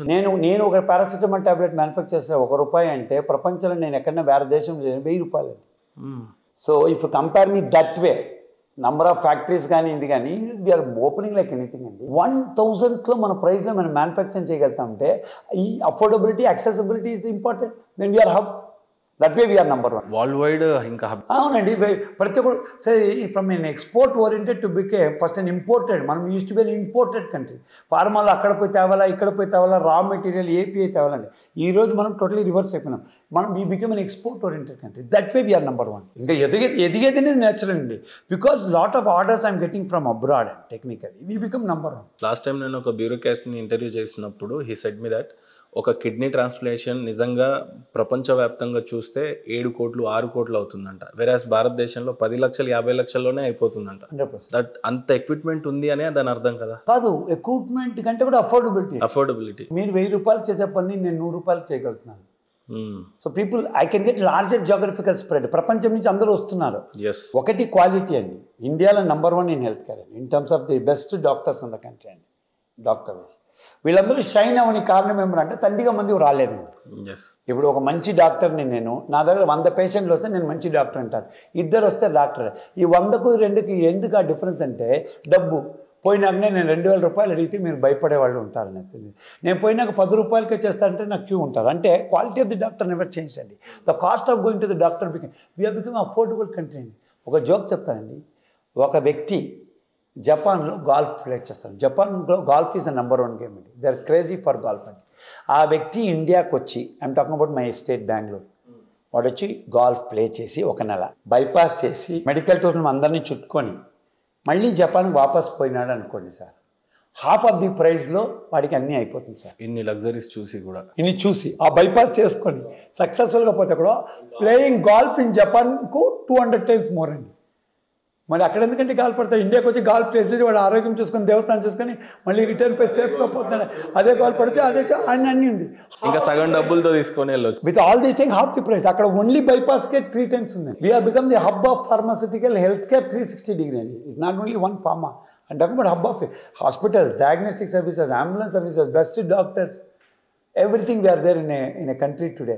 It all happens because of the policy. సరే, one thing, Pfizer లాంటి కంపెనీస్కి సీఈఓగా join చేశారు, అయిపోయింది. Okay, మీ contribution భారతదేశానికి ఇవ్వాలి అని చెప్పేసి మీ దేశభక్తిని కనుపరుచుకోవాలని దేశానికి మళ్ళీ తిరిగి వచ్చేసారు. ఎంతైనా మీరు పుట్టిన నేల మీది. సో ఇలాంటి దేశంలో ఫైజర్ లాంటి బ్రెయిన్ సెట్, సన్ ఫార్మాలో చేసిన బ్రెయిన్ సెట్ అంతతో మీరు ఓన్గా ఏదైనా స్టార్ట్ చేశారా ఇప్పుడు? Sir, Sudiksha has completed 16 years అండి. సుదీక్ష అనేది నా కూతురు పేరు. ఓకే. ఎందుకంటే నా company tag line ethics with excellence. 16 కంపెనీల్లో 11 కంపెనీలు ఫార్చ్యూన్ 500. ఫార్చ్యూన్ 500లో 11 కంపెనీస్ ఉన్నాయి world wide. We're number 1 in studios అండి. We also have post production. We're also into solar plant అండి, power generation plant in Karnataka. So we have been successful in doing 11 companies fortune 500. So fortune 500 అంత గొప్పగా చేయగలిగిన కారణం ఏమంటే, ఇప్పుడు south ఆఫ్రికాలో నాది కంపెనీ 200 కంట్రీస్లో వ్యాపారం ఉందండి. హెడ్ క్వార్టర్స్ అట్ జోహానస్బర్గ్ అండి. ఎవ్రీ సెకండ్ హౌస్లో ఒక వ్యక్తికి నేను ఉద్యోగం ఇచ్చాను. Because Kanya gave me life, African country, I gave back them to them. So భారతదేశంలో ఇచ్చేది కంటే కూడా ఎక్కడ నా జీవితం ఇచ్చాను వాళ్ళకు ఇచ్చాను. Every second person in the country వాళ్ళ ఇంట్లో ఒక ఉద్యోగం ఇచ్చాను. సో గొప్పతనం వచ్చి క్రియేటింగ్ జాబ్స్ అండి. బిజినెస్ ఎంత టర్న్ ఉంటే we create largest empire in the country. అది కాకుండా ఇప్పుడు 4 కంపెనీలు స్టార్టప్స్ చేసి పెట్టేసండి. అది కూడా ఒక 20-30 కోట్ల వ్యాపారం చేస్తాను. Health care, I have again started health care. We bought a factory అండి. 3 ఫ్యాక్టరీలు ఉన్నాయి నాకు, ఫార్మా మ్యానుఫ్యాక్చరింగ్. అది కూడా రీటైల్స్ ఉన్నాయి, ఫార్మసీస్ ఉన్నాయి, డయాగ్నోస్టిక్ సర్వీసెస్తో టైఅప్ చేస్తున్నాను. Entire 360 degree to collect the medical tourism. ప్రపంచ దేశంలో మనం ఎంత తీసుకోవాలో అన్నీ మనం ఇచ్చి ప్రతి ఒక్కరికి ఇవ్వాలనేసి ఇప్పుడు టిపికల్గా చేశాను. So that is backed with one of the strongest technology అండి. We're going to come out with the largest data centre అండి, data storage centre. Post covid data centres cannot go out అని చెప్పినప్పుడు policy making again we're setting up the largest data centre in south India. We want to make it future కదండి, జరుగుతున్నది already జరిగే ఒకటి. So task is that next 1.5 year we are going to be in public అండి. So my shares are going to hit at 13,000 per share kind of a thing. That's the first time in the Indian history. So that is the cap size we are looking for. Sir, చాలామంది బయట sir Sarvepalli Radhakrishna గారు అంటే భారతదేశానికి ప్రెసిడెంట్గా చేశారు, vice ప్రెసిడెంట్గా కూడా చేశారు. అలాంటి పర్సన్ యొక్క ఆస్తుల విలువ భారతదేశంలో ఒక అంబానీ ఆదానికి ఉన్నాయనే ఒకటి ఉంది.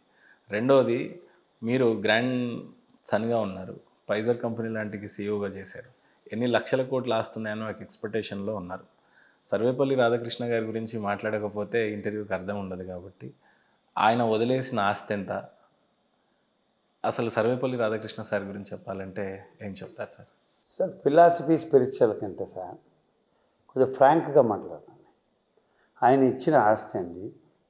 ఈరోజు మీ మారి ఒక స్నేహితుడు ఆదరించి పిలిపించి నా ఇంటి వాడు అనే ఒక పిలుచుకునేంత లెవెల్కు ఉన్నానంటే అది ఒక జనరేషన్ అయినాక ఆయన ఇచ్చిన అదే పెద్ద ఆస్తి. ఈరోజు ఎవరి దగ్గర పోయినా ఏ ఒక వ్యక్తి ఎన్ని స్థాయిలో ఎంత పెద్ద పొలిటీషియన్ అయినా, ఎంత పెద్ద బ్యూరోక్రాట్ అయినా, ఎంత పెద్ద అయినా ఈరోజు నా ఒక విజిటింగ్ కార్డు ఇచ్చి నేను ఇంత వాడిని మనవడు అంటే మీకు ఏమీ చూడకుండా ఒకసారి వచ్చి మిమ్మల్ని చూడాలని చెప్పి చూసిన ఒక విలువలు ఇచ్చిన వాడు ఇంక ఎన్ని జనరేషన్స్కి ఉంటుందో కూడా నాకు తెలియదండి. అందరిలో ఉంటాను. నేను కూడా ఒక ఫాలోయర్గానే ఉన్నానండి. ఒకరోజు ఈ మారి అయిన ఒక విషయంలో నన్ను రాధాకృష్ణన్ అంటే ఎవరిని తెలియని ఒక సిచ్యువేషన్ ఇండియాకి వచ్చిన కొత్తలో అందరూ టీచర్స్ డే రోజు సెప్టెంబర్ 5th చేస్తారండి. మళ్ళీ హోల్ ఇయర్ మర్చిపోతాం. ఇప్పుడు ప్రతిరోజు వాళ్ళని అనుకోవాలన్న ఒక డ్రైవ్తో జరుగుతుందండి. ఈరోజు మీ ముందర అలాంటి ఒక ఫాలోయర్గా మీ దగ్గర వచ్చానే కానీ మనవడుగా రాలేదండి. Let me be very honest with you. ఎంతోమంది అంటారు దీంట్లో వల్ల మీకు ఏదైనా గెయిన్ ఉందా అంటే లేదండి. ఈరోజు ప్రపంచవ్యాప్తంగా వ్యాపారం చేస్తాం. నాకు నేమును ఎత్తుకొని చేయాల్సిన అవసరం లేదండి. మేము ఆస్తులు చేసుకున్నాం, కష్టపడి సంపాదించాము, చేసుకున్నాం. సో ఆస్తుల విలువ అది ఏమీ లేదండి. ఎందుకంటే నాకంటే మీరు పెద్ద, మీకంటే ఇంకోరు పెద్ద డబ్బుల్లో మీరు అలా క్వాంటిఫై చేసుకోకపోతే ఇండియాలో one of the top richest మ్యాన్లో ఒకటిగా ఉన్నాను. డెఫినెట్లీ చేస్తాను. మీరు మరి సర్వే చేస్తే నేను నెంబర్ 1లో కూడా ఉంటాను. ఒక టాప్ రిచెస్ట్లో ఉన్నాను. సార్ సర్వేపల్లి రాధాకృష్ణ గారు అంటే ఒక భారతరత్న, ఒక ప్రెసిడెంట్. లేకపోతే ఆయన ఫస్ట్ టైం రాసినటువంటి రవీంద్రనాథ్ ఠాగూర్ మీద ఏదో పుస్తకం వచ్చింది. నేను కొంత చదివాను, ఆ తర్వాత తెలియదు. మీరు చదువుంటారో లేదో నాకు తెలియదు. చదివాను సార్. చదివారా? అన్ని పుస్తకాలు చదివాను సార్. ఇంకా చదువుతున్నాను అండి. He has converted Bhagavad Gita into English అండి. The first person to convert Bhagavad Gita into English. ఇంగ్లీష్లో చేశారు అంటే గ్లోబలైజ్డ్. అవునండి. That is the biggest achievement of somebody. ఆయన పైన రాసిన పుస్తకాలు గట్టిగా చదివి ఉంటారు. First person where he changed Bhagavad Gita in English. Sarvepalli Radhakrishna గారు అయితే ఆయన చదివింది క్రిస్టియన్ కాలేజెస్లో అని, మెడ్రాస్ క్రిస్టియన్ కాలేజ్. బట్ ఆయనకు హిందుత్వవాదిగానే పేరుంది. ఎప్పుడైనా బలమైన హిందుత్వవాది అనే పేరు అప్పట్లో లేదండి. యాక్చువల్లీ అది తప్పండి. Okay. He is only president who has been very good with all the communities. Okay. లాస్ట్మి ఆయన వేరే కమ్యూనిటీస్ గురించి ఆయన రాసిన కోట్స్ దండిగా ఉన్నాయి. స్పోక్ అబౌట్ ముస్లిమిటీ, స్పోక్ అబౌట్ క్రిస్టియానిటీ, ఈ spoke about Jainism, is a man conventional religions గురించి మాట్లాడిన ఏకైక లీడర్. భారతదేశం 2 విధాలుగా విడిపోవాలి, పాకిస్తాన్, ఇండియా అన్నప్పుడు సర్వేపల్లి రాధాకృష్ణ గారి స్టాండ్ ఎట్ సైడ్ ఉండొచ్చు అప్పుడు? సార్ యాక్చువల్లీ చెప్పాలంటే ఈజ్ అన్ అకాడమిషనల్ ప్రెసిడెంట్ అండి. Academies, yes correct. Is an academician president అండి. పొలిటికల్గా ఉన్నట్టు లేదండి. ఎటు సైడ్ పోలరైజ్ చేసే. బట్ ప్రపంచంలో ఎంతోమందికి తెలియదండి. ఇండియా గాట్ ఫ్రీడమ్ అని రాత్రి 12 గంటలకు చెప్పిన ఏకైక వ్యక్తి డాక్టర్ రాధాకృష్ణ. అనౌన్స్ చేసిందే రాధాకృష్ణ అని. ఆ రోజు చక్రవర్తి రాజగోపాలాచారి గవర్నర్ జనరల్గా ఉన్నారు. అన్ఫార్చునేట్లీ ఆయన సోర్ థ్రోట్ వల్ల doctor Radhakrishna was allowed to announce that India got freedom. So if India got freedom, it was announced by him. He is 100% Indianism. Indianism is a different subject అండి. It is not about one particular community. Communityism. So లేదండి. So I think if you define Radhakrishna, he is a Indianism by, I am also like that. Indianism by ఒక భారతదేశాన్ని నిండిత్వంగా చూడాలంటే doctor Radhakrishna అండి. If I can define Radhakrishna, he is an Indian by thing. He is an Indianism. He is a epitome of Hinduism and Indianism.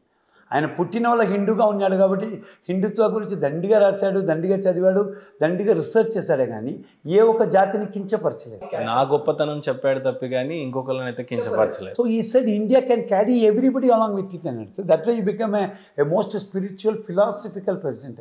Even though is basically a philosopher, a historian. మీరు అవ్వడానికి ఎంత పెద్ద CEO అయినా 1000 కోట్ల salary సంపాదించిన ఫైజర్లో, but తాతగారు సర్వేపల్లి రాధాకృష్ణ గారి దగ్గర నుండి మీరు ఏమైనా నేర్చుకున్నారా ఆయన లైఫ్ మొత్తాన్ని అని అంటే ఏమన్నా ఉన్నాయా? సార్ మీరు అది చెప్పాలంటే సార్ మేము ఇంత పెద్ద స్థాయికి వచ్చినప్పుడు తెలియని ఒక అరగెన్స్ ఉంటుందండి. చాలా అరగెంట్గా ఉంటుంది. అరగెన్స్ అంటే నేను ఎదుటివాడిని గుర్తించలేని స్థాయి. అంటే మీ గురించి నేను తప్పుగా మాట్లాడాను కాదు, గుర్తించలేని స్థాయి. అదే చెప్పాను కదా, కారు ఎక్కితే ఎయిర్పోర్ట్ వరకు ఎవరిని చూడను అనేసి. సో మీరు అడిగారు కదా ఎందుకని, ఒక భోజనమే లేని, నీళ్ళు లేని ఒక ఎడారి నుంచి ఒక బ్యూటిఫుల్ గార్డెన్లో వాక్ చేసేప్పుడు వెనక తిరిగి ఎడారిని చూసేవాడు ఎవడూ లేదండి. నాకు ఎడారి నా వెనకే షాడోగా వచ్చింది. ఈ టైంలో ఒక ఇండియాలో నేను ఫార్మర్లో చేసేప్పుడు కూడా ఎక్కడో ఒక్కొక్క చోట్ల నేను చెప్తా ఉన్నాను. ఈ మరి అంటే బెల్గాంలో పనిచేస్తానంటే ఒకరికి ఎవరో మా పిల్లకాయ చెప్పాడు, మా బాస్ ఎంత పెద్దవాళ్ళకి తెలుసా అంటే ఈయన సోన్స్ గ్రాండ్ సన్. ఆయన నన్ను గెట్అవుట్ అనే సార్ బయటికి. నేను అడిగాను ఏంది సార్ బయట పోండి. ఇది అన్ని చోట్ల చెప్తాను. నేను నాకు భయం అయిపోయా. You know ask me who is Radhakrishna అంటే చెప్పాలంటే నా ఎక్స్పీరియన్స్ అయితే మీరు నవ్వుతారండి. గెట్అవుట్ అన్నాడు. బయట పోయి నిల్చుకుంటే షూ ఇప్పు సాక్స్ ఇప్పుకున్నాడు. ఇప్పానండి. పెరట పక్కకి రండి అన్నాడు. ఒక పాత బావి ఉంది. ఎత్తుకు తలపై నీళ్ళు పోసుకోండి నేను దబాదబాని పైన పోసుకున్నాను. I was literally following him అండి. భయం అయిపోయారు. Top doctor of Belgaum. సడన్గా నేను పోయేమో నేనేమో తప్పు చెప్పానా, ఆయన పేరు చెప్పింది తప్పు అయిపోయిందా, నాకు ఒక 5 నిమిషాలు మీకు చెప్తే మీకే ఆశ్చర్యంగా ఉంది. గెట్అవుట్ అన్నాడు. బయట పోయాను. పెరటి పక్క రా అన్నాడు. పోయినా బిందెలు ఎత్తుకో. నేను ఎంత పిచ్చోడ్లాగా టైగి ఎంత వేసుకున్నాను, ఎత్తుకొని బిందెలు ఎత్తుకొని పోసుకున్నాను. అది ఒక భయము, ఒక ఆశ్చర్యం. మళ్ళీ వెనక పక్క నుంచి లోపల రండి అన్నాడు. వచ్చినాక ఒక బీగం ఇచ్చి ఆ రూమ్ తెరచండి. ఇంకా కూడా ఉందండి ఆ ఇల్లు. అంటే కొంచెం పాత ఇల్లు, క్లినిక్ ఫ్రంట్లో ఉంది. ఆ ఇల్లు అట్నే ఉంది. అప్పుడు తలుపు తెరిస్తే నా గుండె అట్నే ఒక 2 సెకండ్ నిలిచిపోయింది. ఒకసారి రాష్ట్రపతిగా ఉన్నాడు మా తాత అక్కడ వచ్చి పనుక్కున్నాడంట. ఫుల్ మా తాత ఫోటో పెట్టి అక్కడ లోపలికి కాలు పట్టే అర్హత నేను ఒకడికే ఉంది. Just see the goose bumps what you are having and I'm having. If I'm telling you my goose bumps. ఇది ఒక అనుభూతి. ఇది అవుతాండి. కొంచెం వచ్చాము, బెంగళూరుకి వచ్చాను. కొంచెం అందరూ అయినాక నాకు అనిపించే ఈ మరి అంతా అవుతుంది. తాతగారి గురించి చెప్పడం స్లోగా నేను ఐఎమ్ సారీ నా రోటరీ క్లబ్లో కానీ ప్రతి ఒక్కరు కానీ చెప్పడానికి స్టార్ట్ చేశాను. నేను సోన్స్ అని ముందరంతా కొంచెం ఎంబరాసింగ్గా ఎవరైనా ఏమైనా అనుకుంటారేమో మనమేనో మరి లేకుండా కొంచెం ఫ్రీగా వచ్చేకి స్టార్ట్ చేశాను. ఒక పెద్ద టీచర్స్ డే ఫస్ట్ టైం ఇండియాలో వచ్చినాక టీచర్స్ డే చేశారు. పిలిచారు. ఒక 100 కిలోమీటర్స్ పోతే పైన కూర్చొని నాకు అంతా మాకు ఇవంతా అలవాటు లేదండి. పాంప్ అండ్ గ్లోరీ వాళ్ళు ఒకరు స్పీచ్ నా గురించి తెలియని వాడు కూడా వీడు ఇంద్రుడు చంద్రుడు అని చెప్పి స్టార్ట్ చేసి ఇంకా ముందు కూర్చొని. అయినా మేము కార్పొరేట్ లీడర్ అండి. మనకి ఇప్పుడు అంతా అలవాటు అయిపోయింది. వెనక ఒక ఆయన వచ్చి పిలుస్తాను అన్నాడు. నేను చెప్పాను నేను ఒక పేపర్ జర్నలిస్ట్ అండి. కింద ఒక పెద్ద ఆయన వెయిట్ చేస్తాను, ఆయన మీట్ చేయండి. అజ్ఞానం నుంచి జ్ఞానానికి పోయేదానికి ఒక రీజన్ అండి. ఇప్పుడు Sharmaji sir refined Sharma for you. ఆ టైంలో సార్ కార్పొరేట్ లీడర్ ఒక నా ఫ్రెండ్ నిన్న కూడా అడుగుతున్నారు. కొంతమందికి అనుమానం వస్తుంది ఇంత సాఫ్ట్గా ఉన్నా అంటే నిజం వీడు ఇదేనా, నిజంగానే అలా ఉంటాడో నటిస్తాడా అనేది ఒక డౌట్ వచ్చేస్తా. నా స్నేహితురాలకు కూడా అట్నే అయింది 2 రోజుల నుంచి. ఆమె కూడా అంటుంది నిజంగానే వీడు ఇట్నే ఉంటాడా, ఇంత పెద్ద గొప్పవాడు, ఇంత పెద్దవాడు. క్వశ్చన్ వచ్చాడు నిజంగా వాడా, ఫస్ట్ క్వశ్చన్ మీరు అంత డూప్లికేటా ఫేకా, ఎవరి గురించో పేరు చెప్తున్నాడా, వీడెంత ఇట్టుంటాడు అంటే అంత పెద్ద గొప్ప మహనీయుడు మనోడు అంటే అట్నే ఉండాలని. ఒక ఫైజర్ సీఓ అంటే ఎట్టు ఉండాలి యాక్చువల్గా అట్టు ఉండే నాకు చూడలేదు ఎవరు. అప్పుడు చూసినవాడు ఇప్పుడు నా పక్కన ఉంటారండి. అపాయింట్మెంట్ కూడా కష్టమే. లేదు అప్పుడు ఫైజర్లో ప్రెసిడెంట్లు నాకు అపాయింట్మెంట్ తీసుకునేవాడు, నేను ఇచ్చేవాడిని కాదు. ఇప్పుడు వాళ్ళు నా పక్కన కూర్చున్నప్పుడు నా గురించి మీ మనవాళ్ళు ఎంత సింపుల్గా ఉన్నాడంటే వాడు నవ్వేవాడు. మీరు అప్పుడు చూడలేదు వాడిని. వాడు ఒక మనిషిగా చూడండి. అంటే మాకు బిజినెస్. ఇప్పుడు సార్తో మీకు ఏమైనా అపాయింట్మెంట్ ఉంటే నేను నాకు ₹1 కోటి వస్తుంటే మాట్లాడుతాటి, లేదా డోంట్ వేస్ట్ మై టైం అని పోతాను. జస్ట్ ఈ మండి స్టేజ్కి వచ్చి కూర్చున్నాను. ఆల్మోస్ట్ 11 o'clock స్టార్ట్ అయిన ప్రోగ్రామ్ 5:30కి ముగిసింది. 5:30కి ఇంకా చిరాకు వచ్చి పోయానండి. సార్ నిజం చెప్పాలంటే సార్ లైఫ్ టైంలో కన్ను తెరిచిన రోజు అండి అది. ఆయన చేయి పట్టుకొని గట్టిగా పడినాడు. ఆల్మోస్ట్ ఒక 78 ఏళ్ళండి అప్పుడు ఆయనకు. ఒక చిన్న పిల్లకాయ, ఒక 20 ఏళ్ళ పిల్లకాయ, 19.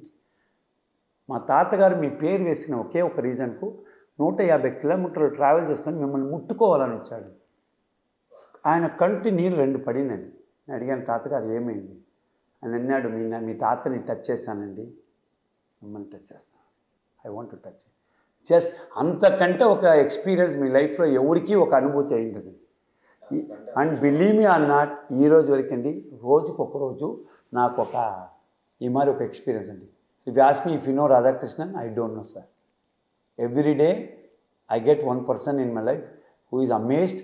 అండ్ ఒకరోజు ఒక పెద్ద జర్నలిస్ట్ నాకు కూర్చొన్నాడు. మీకు తెలియకుండా ఉండొచ్చు ఈ విషయం, చాలా మందికి తెలియదు. మీకు మీ తాతకి ఏమన్నా స్పోర్ట్స్ గురించి ఇష్టం తెలుసా మీకు అన్నాడు. చాలా పెద్ద ఆయనండి. ఆయన మా తాత ఏంటి స్పోర్ట్స్ ఏంటి, is a spiritual leader, philosopher అవుతున్నాడు. సార్ మీ తాత లాంటి పిచ్చి ఫుట్బాల్ ఇంట్రెస్ట్ ఉండేవాడు ఎవడు లేదు. He is the man who found Durand cup అని. Oh my God.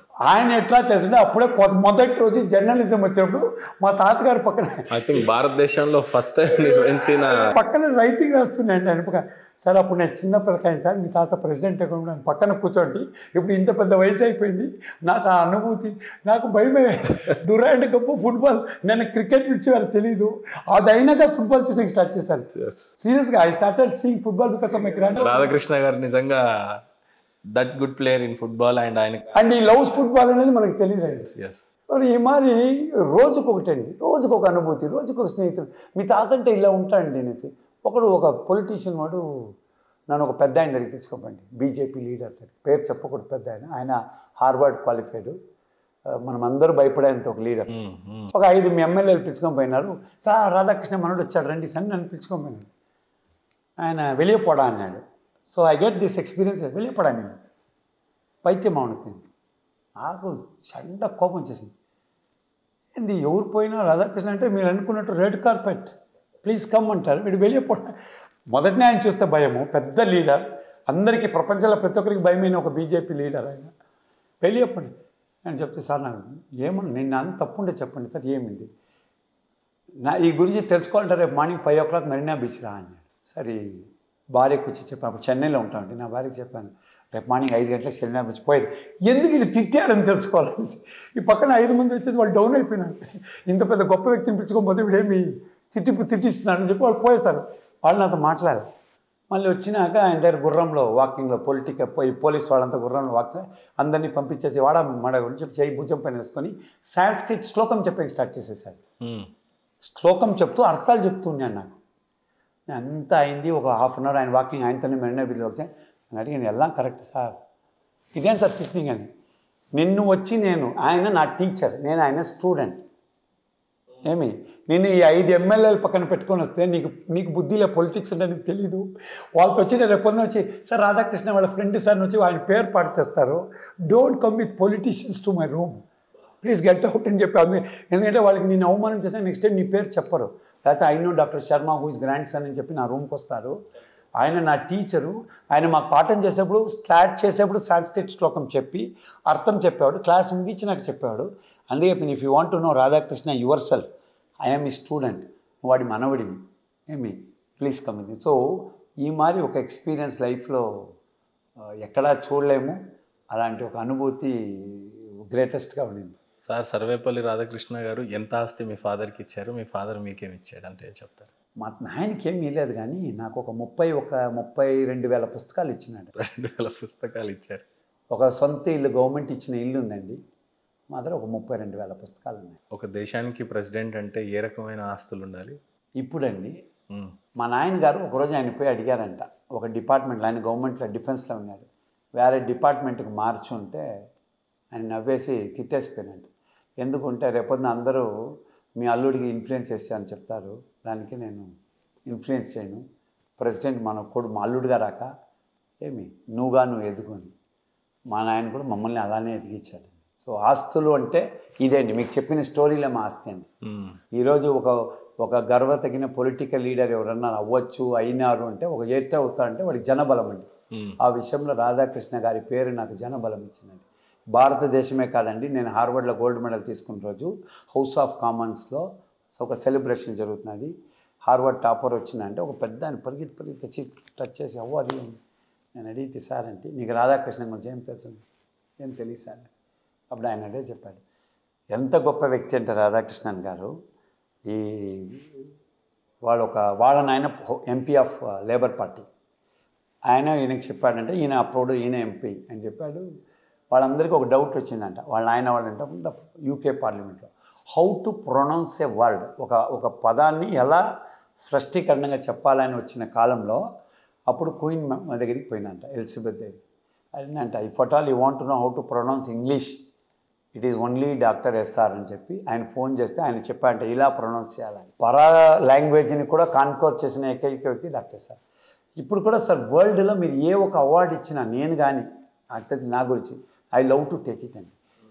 భారతదేశంలో మీరు పేట్రియాటిజంని అడిగితే నైట్హుడ్ ఇచ్చిన sir Radhakrishna never accepted sirhood, knighthood reject చేసిన ఏకైక భారతీయుడు డాక్టర్ ఎస్ఆర్ అండి. సో ఇంతకంటే పేట్రియాటిజం ఏం కావాలండి. సో ఆస్తులు ఇచ్చారంటే అండి, I'm proud to say 140 crore people love Radhakrishnan and I'm the proud child to their family అండి. అందరింట్లో వాళ్ళ ఇంటి బిడ్డలాగా చూసుకున్నాను నేను. రాధాకృష్ణ అంటే ఎవరు నేను అందరికీ తాత అండి, మీకు తాత, నాకు తాత, ప్రతి ఒక్కరు. ఇఫ్ వాళ్ళు ఆస్క్ని ఇంతకంటే ఒక ఆస్తి నాకు వద్దండి. సార్ భారతరత్న అనౌన్స్ చేసినప్పుడు ఐ థింక్ అప్పుడు that was a controversy also. Yes, ఆ నేపథ్యం చెప్తారు ఒకసారి. సార్ ఆ టైంలో ఏమవుతుందంటే ఎవరెవరికి భారతరత్న వచ్చింది అని వస్తుందండి. సో సో కొన్ని టైంలో అవార్డ్స్ అండ్ టైటిల్స్ ఎవరికి ఇస్తారో ఆ కాంటెంపరీస్కే ఇవ్వాలి. ఎస్, అది అయినప్పుడు ప్రతి ఒక్కరి and is not a man of awards అండి. I think so people should accept that is ordinary person who become an extraordinary person. ఆ ఒక షాడోలో మేమంతా స్టాండర్డ్స్ అలా ఇచ్చేసాడు దేశానికి. అంతే అండి. అది ప్రతి ఒక్కరు ఫాలో అవ్వాలండి. ఇప్పుడు మాది ఏమన్నా కొంచెం ఛాయా చూస్తున్నారు. ఎవరు తీసుకున్నారు భారతరత్న? వదిలేండి, పొలిటికల్ పర్లేదు సార్. Somebody was that. స్థాయి వేరు, వ్యక్తి వేరు. So it became controversy. మీ మరి ఫ్రెండ్స్ ఎవరో ఒకరు కొంచెం కాంట్రవర్సీ చేశారు. It went up. ఎవరికి అది ఇప్పుడు అది మాట్లాడేది కంటే కూడా కండి ఈజ్ బియాండ్ అవార్డ్స్ అండి చెప్పాలంటే. ఇప్పుడు బట్ అనౌన్స్ చేసి రిజెక్ట్ చేసేయడం అనేది ట్రూలీ డిసానర్ చేసినట్టే కదా సార్. ఎంతనా ఉంది సార్. ఒక దేశానికి ఒకే ఎస్ రాధాకృష్ణ అండి. ఇంకొక 2 సెంచురీలు అయినా కూడా ఆయన ఒక స్పేస్లో ఇంకొకరు లేదని గర్వంగా చెప్పాలి. మళ్ళీ ఇంకో రాధాకృష్ణ పుట్టారేమో సార్. ఇందాక మీరు అన్నప్పుడు he's not a politician, he's academical president. Academical, philosophical, spiritual president of India. మనిషి ఎబిలిటీస్ ప్రెసిడెంట్ అవ్వడానికి ఏముంటాయి అని అంటే ఆయన జ్ఞానం ఉందంతే. ఆ జ్ఞానం చేతనే ఆ ప్రెసిడెంట్ ఇచ్చారు. అది కూడా ఆయన చాలా పెద్దగా అనుకోలేండి. ఒక చిన్న విపర్యాసం అంటే ఒక ప్రెసిడెంట్కు పబ్లిక్ దర్శనం చేసింది మొదటి ఆయన్ని చూడకుండా రాలేదు అని చెప్పి అది క్యాన్సిల్ చేశారంటే మీకే తెలుసు. Political started at that time. Radhakrishna మనవడిని చూసే ఇంతమంది వచ్చి చూసే కాలంలో ఉండేప్పుడు రాధాకృష్ణని చూడాలంటే జనాలు బట్టలు చించుకొని పోయి ఉంటారనే నాకు అనిపిస్తుంది. ఎస్. సో ఆ దర్శన్ క్యాన్సిల్ చేయించారండి. So keeping the political always you have to celebrate life అంటానండి. వాళ్ళ జ్ఞానానికే వదిలేయాలి ఇంకా అంతే. అదే పీపుల్ షుడ్ సెలబ్రేట్ అవి. ఈరోజు దానివల్ల ఇన్ని ఒక ఎక్స్పీరియన్స్లు అండి. I became simpler and humbler day by day. ఇప్పుడు అడిగారంటే చాలా ఒకరికి కూడా డౌట్ వస్తుంది. వీళ్ళు నిజమేనా, వీళ్ళు సోషల్ మీడియాలో ఎట్టున్నారు, వీళ్ళు ఇలాంటి వాళ్ళ ఇంత స్థాయిలో ఉన్నారు అని చెప్తున్నారు, ఇంత డౌన్ టు ఎర్త్ ఉన్నారంటే ద పేరు వచ్చి ఒక మహాన్ శక్తి అండి. ఎవరు ఎన్ని చెడగొట్టినా, ఎవరు ఎన్ని రిజెక్ట్ చేసినా రాధాకృష్ణ గారి విషయంలో వన్. బట్ ఏదేమైనా సార్, September 5 టీచర్స్ డే, జ్ఞానం నేర్పించే గురువుల దినోత్సవం అది. అలాంటిది ఈరోజు సెలబ్రేట్ చేసుకుంటుంది ఇండియా మొత్తం. And it's living on, going on. అందులో ఎలాంటి రాజకీయం జరగలేదు. అవుతున్నదండి. అవునా? దానికి ఇప్పుడే రిలవెన్స్ వస్తున్నదండి. నేను ఒకటే చెప్తానండి, టీచర్స్ డే అనేసి టీచర్స్ డే రోజు మాత్రం చేయకూడదండి.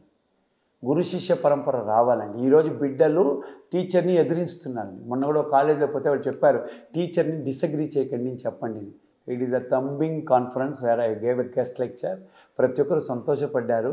ప్రతి ఒక్కరికి చెప్పాను, you can discuss with a teacher, don't disagree with a teacher అంట, because is a teacher. Yes. So disagreement should happen with oneself. పిల్లకాయలు అడిగారండి డిసగ్రీ అవ్వకూడదంటే నేను చెప్పాను, మొదటి క్రిటిక్ అనేది నాకు ఎవరు క్రిటిక్ అంటే అండి మీరు కాదండి, ప్రపంచం కాదండి. నాకు క్రిటిక్ అనేవాడు నాలోనే ఉన్నాడు. నేను చేసే తప్ప రైటా, నేను కరెక్టా తప్ప అని, మంచివాడా చెడువాడని ఎవరికీ తెలియదండి. ఒకే వ్యక్తికి తెలుసు, అది నేనే. నేను క్రిటిసిజం చేసుకొని నేను రిఫ్రెష్ అయ్యి బయట రావాలి. ప్రపంచంతో డిస్కస్ చేయాలి. ఇప్పుడు మీతో నేను డిస్కస్ చేస్తున్నాను, ప్రతి ఒక్క మాటకు డిసగ్రీ అవ్వకూడదు. సో ఇది ఒక గురు శిష్య పరంపర. Actually teacher started from Rabindranath Tagore, the greatest teacher. ఇప్పుడు ఆయన టీచర్స్ డే చేయాలని అనుకునేది ఎందుకంటే హిస్ డివోషన్. వారదన్నం తిని వారంలో ఒక రోజుకు ఒకరింట్లో భోంచేసి చదువుకొని ప్రెసిడెంట్ క్యావలరీ పోయేప్పుడు ఒక చెట్టు జారలో ఒక టీచర్ నిల్చుకొని ఉంటే దెబ్బకిని కారు నింపి పరిగెత్తిపోయి ఆయన ఖర్చుకున్న ఒక నేపథ్యంలో అది టీచర్, ఒరిజినల్ రెస్పెక్ట్ టీచర్. దీన్ని మర్చిపోయిన ప్రతి ఒక్క స్టూడెంట్, అందరూ స్టూడెంట్సే, మీరు స్టూడెంటే, నేను స్టూడెంటే, ప్రతి ఒక్కరు any student who forgets I had a teacher one day, right, then don't celebrate Teachers Day. Teachers Day should be celebrated every day beyond any other day. It should not be an Indian Teachers Day, it should be an International Teachers Day అనే ఒక evolution and revolution తీసుకొని నా పయనం start చేశాను. If you ask me all the backdrop, all the hard work, all the things, ఇదన్నిటికీ ఒక chapter అండి. దానికి నా బయోగ్రఫీ రిలీజ్ అవుతున్నది, a entrepreneur vision a story to tell and a journey to travel. లైఫ్లో ఇంత సక్సెస్ని చూశారు. పైజర్ లాంటి కంపెనీకి పర్యానం 1000 crores మీ శాలరీ అని అన్నారు. లైఫ్లో ఇంకో అడుగు వేయడం కూడా చాలా కష్టంగా ఉండి ఎప్పుడైనా భావోద్వేగాలతో బాగా కష్టపడి ఇంకా నా వల్ల కాదు అని ఎప్పుడైనా డిప్రెస్ అయ్యారా? ఏడ్చిన సందర్భాలు బిజినెస్లోనండి ఎనీ టైమ్ ఆఫ్ యువర్ లైఫ్లో హైలీ డిప్రెస్డ్ వెళ్ళిన టైం ఏంటి? How you overcome? 2 times. ఒకరోజు మా ఇంట్లో భోజనం లేదు అన్న రోజు, చాలా కష్టమైన సిచ్యువేషన్లో చాలా ఏడ్చిన రోజు. చాలా ఏడ్చానంటే అది you can't imagine the worst depression for me. ఇప్పుడు ఎవరు చెప్పిన నమ్మరు. భారతదేశ రాష్ట్రపతి ఇంట్లో తినడానికి లేకపోవడం అనేది. సో డిప్రెషన్ ఎలా పోయామని తెలుసంటే ఒక తలుపు వేసుకొని ఏడ్చుకున్న రోజు ఉండిందండి ఒకరోజు.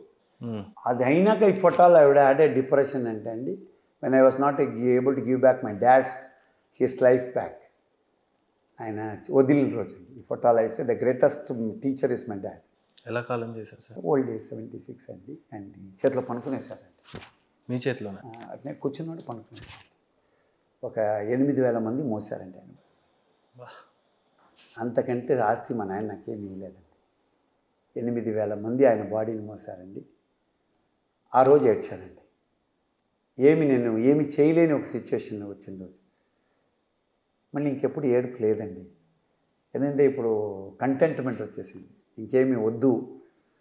ఇప్పుడు ఏమన్నా నవ్వు వస్తుంది ఏమన్నా అంటే నాకు ఇంకా ఇది బోర్ అవుతుంటే ఇంకేదన్నా పిచ్చితనం చేస్తానండి. కొత్తగా చేస్తాను. అందరూ అడుగుతారు ఏమన్నా నిలిపారా మీరు అనేసి, నేను నిలపను అని చెప్తాను. ఈరోజు వరకు బోర్ కొట్టింది అంటే రేపు మార్నింగ్ ఇంకోటి ఏదో చేస్తూ ఉంటాను. ఆ పని చేయను అంతే, ఇంకోటి కొత్తగా చేస్తున్నాను. బట్ చేయడం అంతా కామన్. ఇంకా ఓడిపోవడం అనేది లేదు. ఎందుకంటే ఓటం చూసి సక్సెస్. ఇలా అందరూ సక్సెస్ స్టోరీ మాట్లాడతారండి. నేను ఎక్కడ పోయినా అడుగుతాను, ఇంత పెద్ద స్టోరీ ఎవరు వినలేదు, ఇంకా పెద్దగా ఉంది. ఆ 7 రోజులు మర్చిపోయి ఉంటే మీరు సక్సెస్ఫుల్. ఇంద్రుడు చంద్రుడు ఒక ఫిజికల్ బ్యాలెన్స్లో వేస్తారంటే శర్మ గారికి పోలించేవాడే లేదు అని అంతా నవ్వు వస్తుంది. నేను చెప్తాను, పడిన కష్టము ఆ నొప్పులు ఉన్నాయి కండి. దట్ ఇస్ అప్పుడు నేను చాలామంది గొప్ప ఫిల్మ్ యాక్టర్స్ చూస్తానండి. మంచి మంచి ఫిల్మ్స్ ఉంటుంది. ఒక రాయి కొడతాడు, 2 కోట్యాధిపతి అవుతాడు. నేను వాళ్ళకి చెప్పానండి, మీట్ చేసి చెప్పాను, ప్లీజ్ అలా చేయకండి, మాకు ఆశ ఎక్స్పెక్టేషన్స్ అండి. ఒక రాయి కొడితే రేపు నువ్వు అటు అవ్వలేదు సార్. ఎన్ని రాళ్ళో కొట్టామండి, రాళ్ళే కొట్టాము. సో సక్సెస్ అనేది doesn't come overnight, but your consistent persuasion and that journey is 30 years. నాకు లైఫ్లో చాలా జలస్ ఉండిపోయింది సార్. అంటే మీతో ఉండి ఇంతసేపు కన్వర్జేషన్ మొదలుపెట్టిన తర్వాత చూస్తుంటే ఇండియాలో నెంబర్ 1 ఇప్పుడు సన్ ఫార్మా, వరల్డ్ వైడ్గా ఫైజర్, అలాంటి వాటికి మీ కాంట్రిబ్యూషన్ అయితే ఎకానమీలో కూడా ఇప్పుడు ఫైజర్ ఎనీ కంట్రీస్లో చాలా కంట్రీస్లో కాంట్రిబ్యూషన్ ఉంది. అలాంటి వ్యక్తిని అడిగే ఒక క్వశ్చన్ చివరిగా ఏంటంటే, ఏంటి సార్ మీ జీవిత ఆశయం అంటే? సార్ ఇది చాలా పెద్ద మనిషి, భారతదేశంలో పెద్ద మనిషి అడిగాడండి. ఒకరోజు నా డెడ్ బాడీ అయ్యేది సత్యం అండి. ఆ రెడ్ బటన్ అనేది ఒకరోజు వచ్చింది. ఆ రోజు నా బాడీ పైన ఇండియన్ ఫ్లాగ్ డ్రాప్ అవ్వాలండి. That is my only dream in my life. ఇంకేం లేదండి. ఎందుకంటే పోయేప్పుడు ఇంకేం ఎత్తుకొని పోము. The flag dropped on your body and means you have done something to the nation. ఆ కాంట్రిబ్యూషన్ వచ్చిన రోజు ఈ పయనానికి ఒక అర్థం ఉంది. అది సత్యం అండి. నా బాడీ పైన ఒక ఇండియన్ ఫ్లాగ్ డ్రాప్ ఏ రోజున అవ్వచ్చు, రేపు అవ్వచ్చు, ఎల్లుండి అవ్వచ్చు, అది యాక్సిడెంట్లో అవ్వచ్చు, నిద్రపోతూ మాట్లాడుతూ అవ్వచ్చు. It is you have seen life in all the tragedies అండి. ఈరోజు సక్సెస్ అనేది వచ్చేసిందండి. భారతదేశంలో ఉన్నటువంటి గొప్ప గొప్ప వాళ్ళు ఐఐటీస్ చేసిన ఇంటలెక్చువల్స్ అంతా ప్రపంచ దేశంలో గూగుల్, మైక్రోసాఫ్ట్ లాంటి వాటికి సిఇఓస్గా చేస్తున్నారు. అలాంటి సిఇఓస్కి మీరు ఇచ్చే సందేశం ఏంటి అని? Your nation is waiting for you sir. Please come back. 100% sir. Nation is waiting for all the people. Because మేము మిమ్మల్ని చూసి గర్విస్తున్నాం, మీరు మమ్మల్ని చూసి గర్వించేది. ప్లీజ్ కమ్ బ్యాక్ అంటారు. ఈరోజు నా దేశం నన్ను చూసి గర్విస్తున్నదండి, నన్ను చూసి ప్రేమిస్తున్నది, నన్ను చూసి నా అన్నతమ్ముళ్ళలాగా నన్ను ట్రీట్ చేస్తున్నారు. నేను మిమ్మల్ని అడిగేది ఒకటే ఏంటంటే, ఇంత ప్రేమ ఉండే స్థలం ఇచ్చి ఎక్కడికో పోతున్నారు. మేము మీ పైన ఇంకా అంతే ప్రేమ ఉంది, ప్లీజ్ కమ్ బ్యాక్ అంటారు. If they come back, if they follow me, ఇంత ప్రేమ ఈ మరి కూర్చోపెట్టి ఇంటర్వ్యూ చేయాల్సిన ఆవశ్యకత ఎవరికీ లేదండి. సో ఒక వ్యక్తికి సెలబ్రేషన్ ఆఫ్ లైఫ్ కావాలంటే వాడి ఇంట్లోనే అవుతుందండి. ఏమీ అవ్వకపోయినా అండి, నిజం చెప్తాను, ఏమీ అవ్వకపోయినా, మీరు ఏమీ సాధించకపోయినా, ఈరోజు వచ్చి ఇంటికి పోతే మా అమ్మ నాకు భోజనం పెడుతుందండి. బికాజ్ యు ఆర్ సోన్ కాదండి. నా కొడుగ్గా ఒక భారతదేశం గర్వించేంత బిడ్డగా అయినాడు. 3 లక్షల మందికి ఉద్యోగం ఇచ్చానండి. రోజుకు గంటకు 43 మంది జాయిన్ అవుతున్నారండి గ్లోబల్గా. నా company speed rate of growth per hour 43 people are joining my organization. అంతకంటే దేవుడు నాకు ఇంకేం లేదండి. నేను తినింది కాదండి, నాకు తినని రోజుల్లో ఎంతోమందికి భోజనం పెడుతున్నాను. నా కంపెనీలో రోజు అన్ని కంపెనీలో లంచ్ సాఫ్ట్వేర్ ఫ్రీ అండి. ఉద్యోగం కాదండి, అన్ని కంపెనీస్లోనూ అన్ని ఆఫీస్లోనూ కరెక్ట్గా 12 నుంచి 1:30కు ఫ్రీ భోజనం అండి. అండ్ వాళ్ళు ఏం తింటారు అదే నేను తింటాను, ఇంకా కొంచెం తక్కువనే తింటాను. అది కాకుండా అందరూ ఏ ఆఫీస్లో కూర్చున్నా అందరూ తిన్నాక కడాప్టి భోజనం నాకే. అది రూల్. ఎందుకంటే అదే ఒక ఎంటర్‌ప్రెన్యూర్ విజన్ అండి. ఎందుకంటే ఒకరోజు నేను డిలేగా భోజనానికి పోయాను. నా వంట వడ్డించేవాడు ఏం చేశాడంటే నాకు కావాల్సిన కొంచెంమందికి ఆశపడి 2-3 స్వీట్లు తింటారు, క్వాంటిటీ కొంచెం డిసైడ్ కాదు. తిన్నాక ఒకరోజు అన్నీ ఎత్తి పెట్టారు. ఒక అబ్బాయి పరిగెత్తి సరేమప్పా భోజనం అయింది అని అడిగి, సార్ బాగుండింది సార్, 2 స్వీట్ నేను మిస్ అయిపోయి భలే ఉండే, ఇంకొకటి తిందాం అనుకుంటే అది అవ్వలేదు, దొరకలేదు, అయిపోయింది అంతా ప్లేట్లో. నేను భోజనం చేసేప్పుడు అన్ని స్వీట్లు నా దగ్గర ఉండింది. నేను అడిగాను ఆ అబ్బాయికి లేదంటే నేను మీకుని ఎత్తి పెట్టాను. నేను చెప్పాను ఎవడైనా ఎంటర్‌ప్రెన్యూర్ అవ్వాలంటే అందరూ కడుపు నిండి మిగిలింది తిన్నవాడే ఎంటర్‌ప్రెన్యూర్. ఈరోజు అది పాలించండి, ఎవరు నాకు ఎత్తి పెట్టండి. అన్నీ అయిపోయి లాస్ట్లో మజ్జిగన్నం ఉన్నా తినేసి లేచిపోవాలి. ఏదైనా స్టార్ట్ అయింది అక్కడి నుంచే కదండి, లైఫ్ స్టార్ట్ అయింది అక్కడి నుంచే. మన సడన్గా ఇవంతా వచ్చినాక ఇది ఉండకూడదు అనేది ఇది రియలిస్టిక్గా చెప్తున్నాను. Everybody the realistic is you please give back to the nation, give back to everything and you can give back. మీరు ఇవ్వగలుగుతారు, ఇచ్చేయండి. సో మా పైన అంతే sir. Thank you so much sir. చెప్పడానికి చిన్నవాడినే, నేషనల్ ఫ్లాగ్ మీ బాడీ మీద పడాలి అనే ఆశయం చాలా గొప్పది. సిఓస్ అందరినీ వెయిటింగ్ యువర్ నేషన్ అనే మెసేజ్ చాలా గొప్పది. అవన్నీ మనస్ఫూర్తిగా సిద్ధింపజేయాలని కోరుకుంటూ thank you so much. Thank you for your time sir. You have really given me a lot of time to speak my heart. ఎందుకంటే rarely you speak your heart. మనసు విప్పి మాట్లాడగలుగుతాం. మనంగా ఉండాలంటే మీరు ఆ ఎన్విరాన్మెంట్ క్రియేట్ చేశారు. నేను ఎంత ప్లాన్ చేయలేదండి. Yes sir. అలాగ వచ్చాను. థ్యాంక్స్ టు డియర్ ఇందు, నా ఫ్యామిలీ మెంబర్ ఆమె. ఐ డోంట్ నో, నిన్న ఇట్ వాస్ అన్ యాక్సిడెంట్. అందరికీ ఇంటర్వ్యూ ఇస్తారు, నాకు ఇయ్యరండి. మొన్న ఒక కాలేజీలో అడిగారండి నన్ను, ఏదో ఒక సాఫ్ట్వేర్ అమ్మేదానికి పోయారు మా పిల్లకాయలు. మీ బాస్ని ఒక ఇంటర్వ్యూ ఏం చెప్పండి, మేము ప్రోడక్ట్ కొంటాము. అదే మరి మీరు మాకు ఇంత హృదయపూర్వకంగా మనసు వచ్చి మాట్లాడే అవకాశం దొరికేది చాలా మంది కష్టం. అన్టోల్డ్ స్టోరీస్ దండిగా ఉన్నాయండి. Yes sir. So please bring them to your studio. Untold people are lot of people are there, unsung heroes అంటాం. వాళ్ళందరూ మీ ఇంటర్వ్యూకి రావాలి, మీతో మాట్లాడాలి. వాళ్ళ ఒక మనసుని ప్రపంచానికి స్ప్రెడ్ అయితే I just was very candid అండి.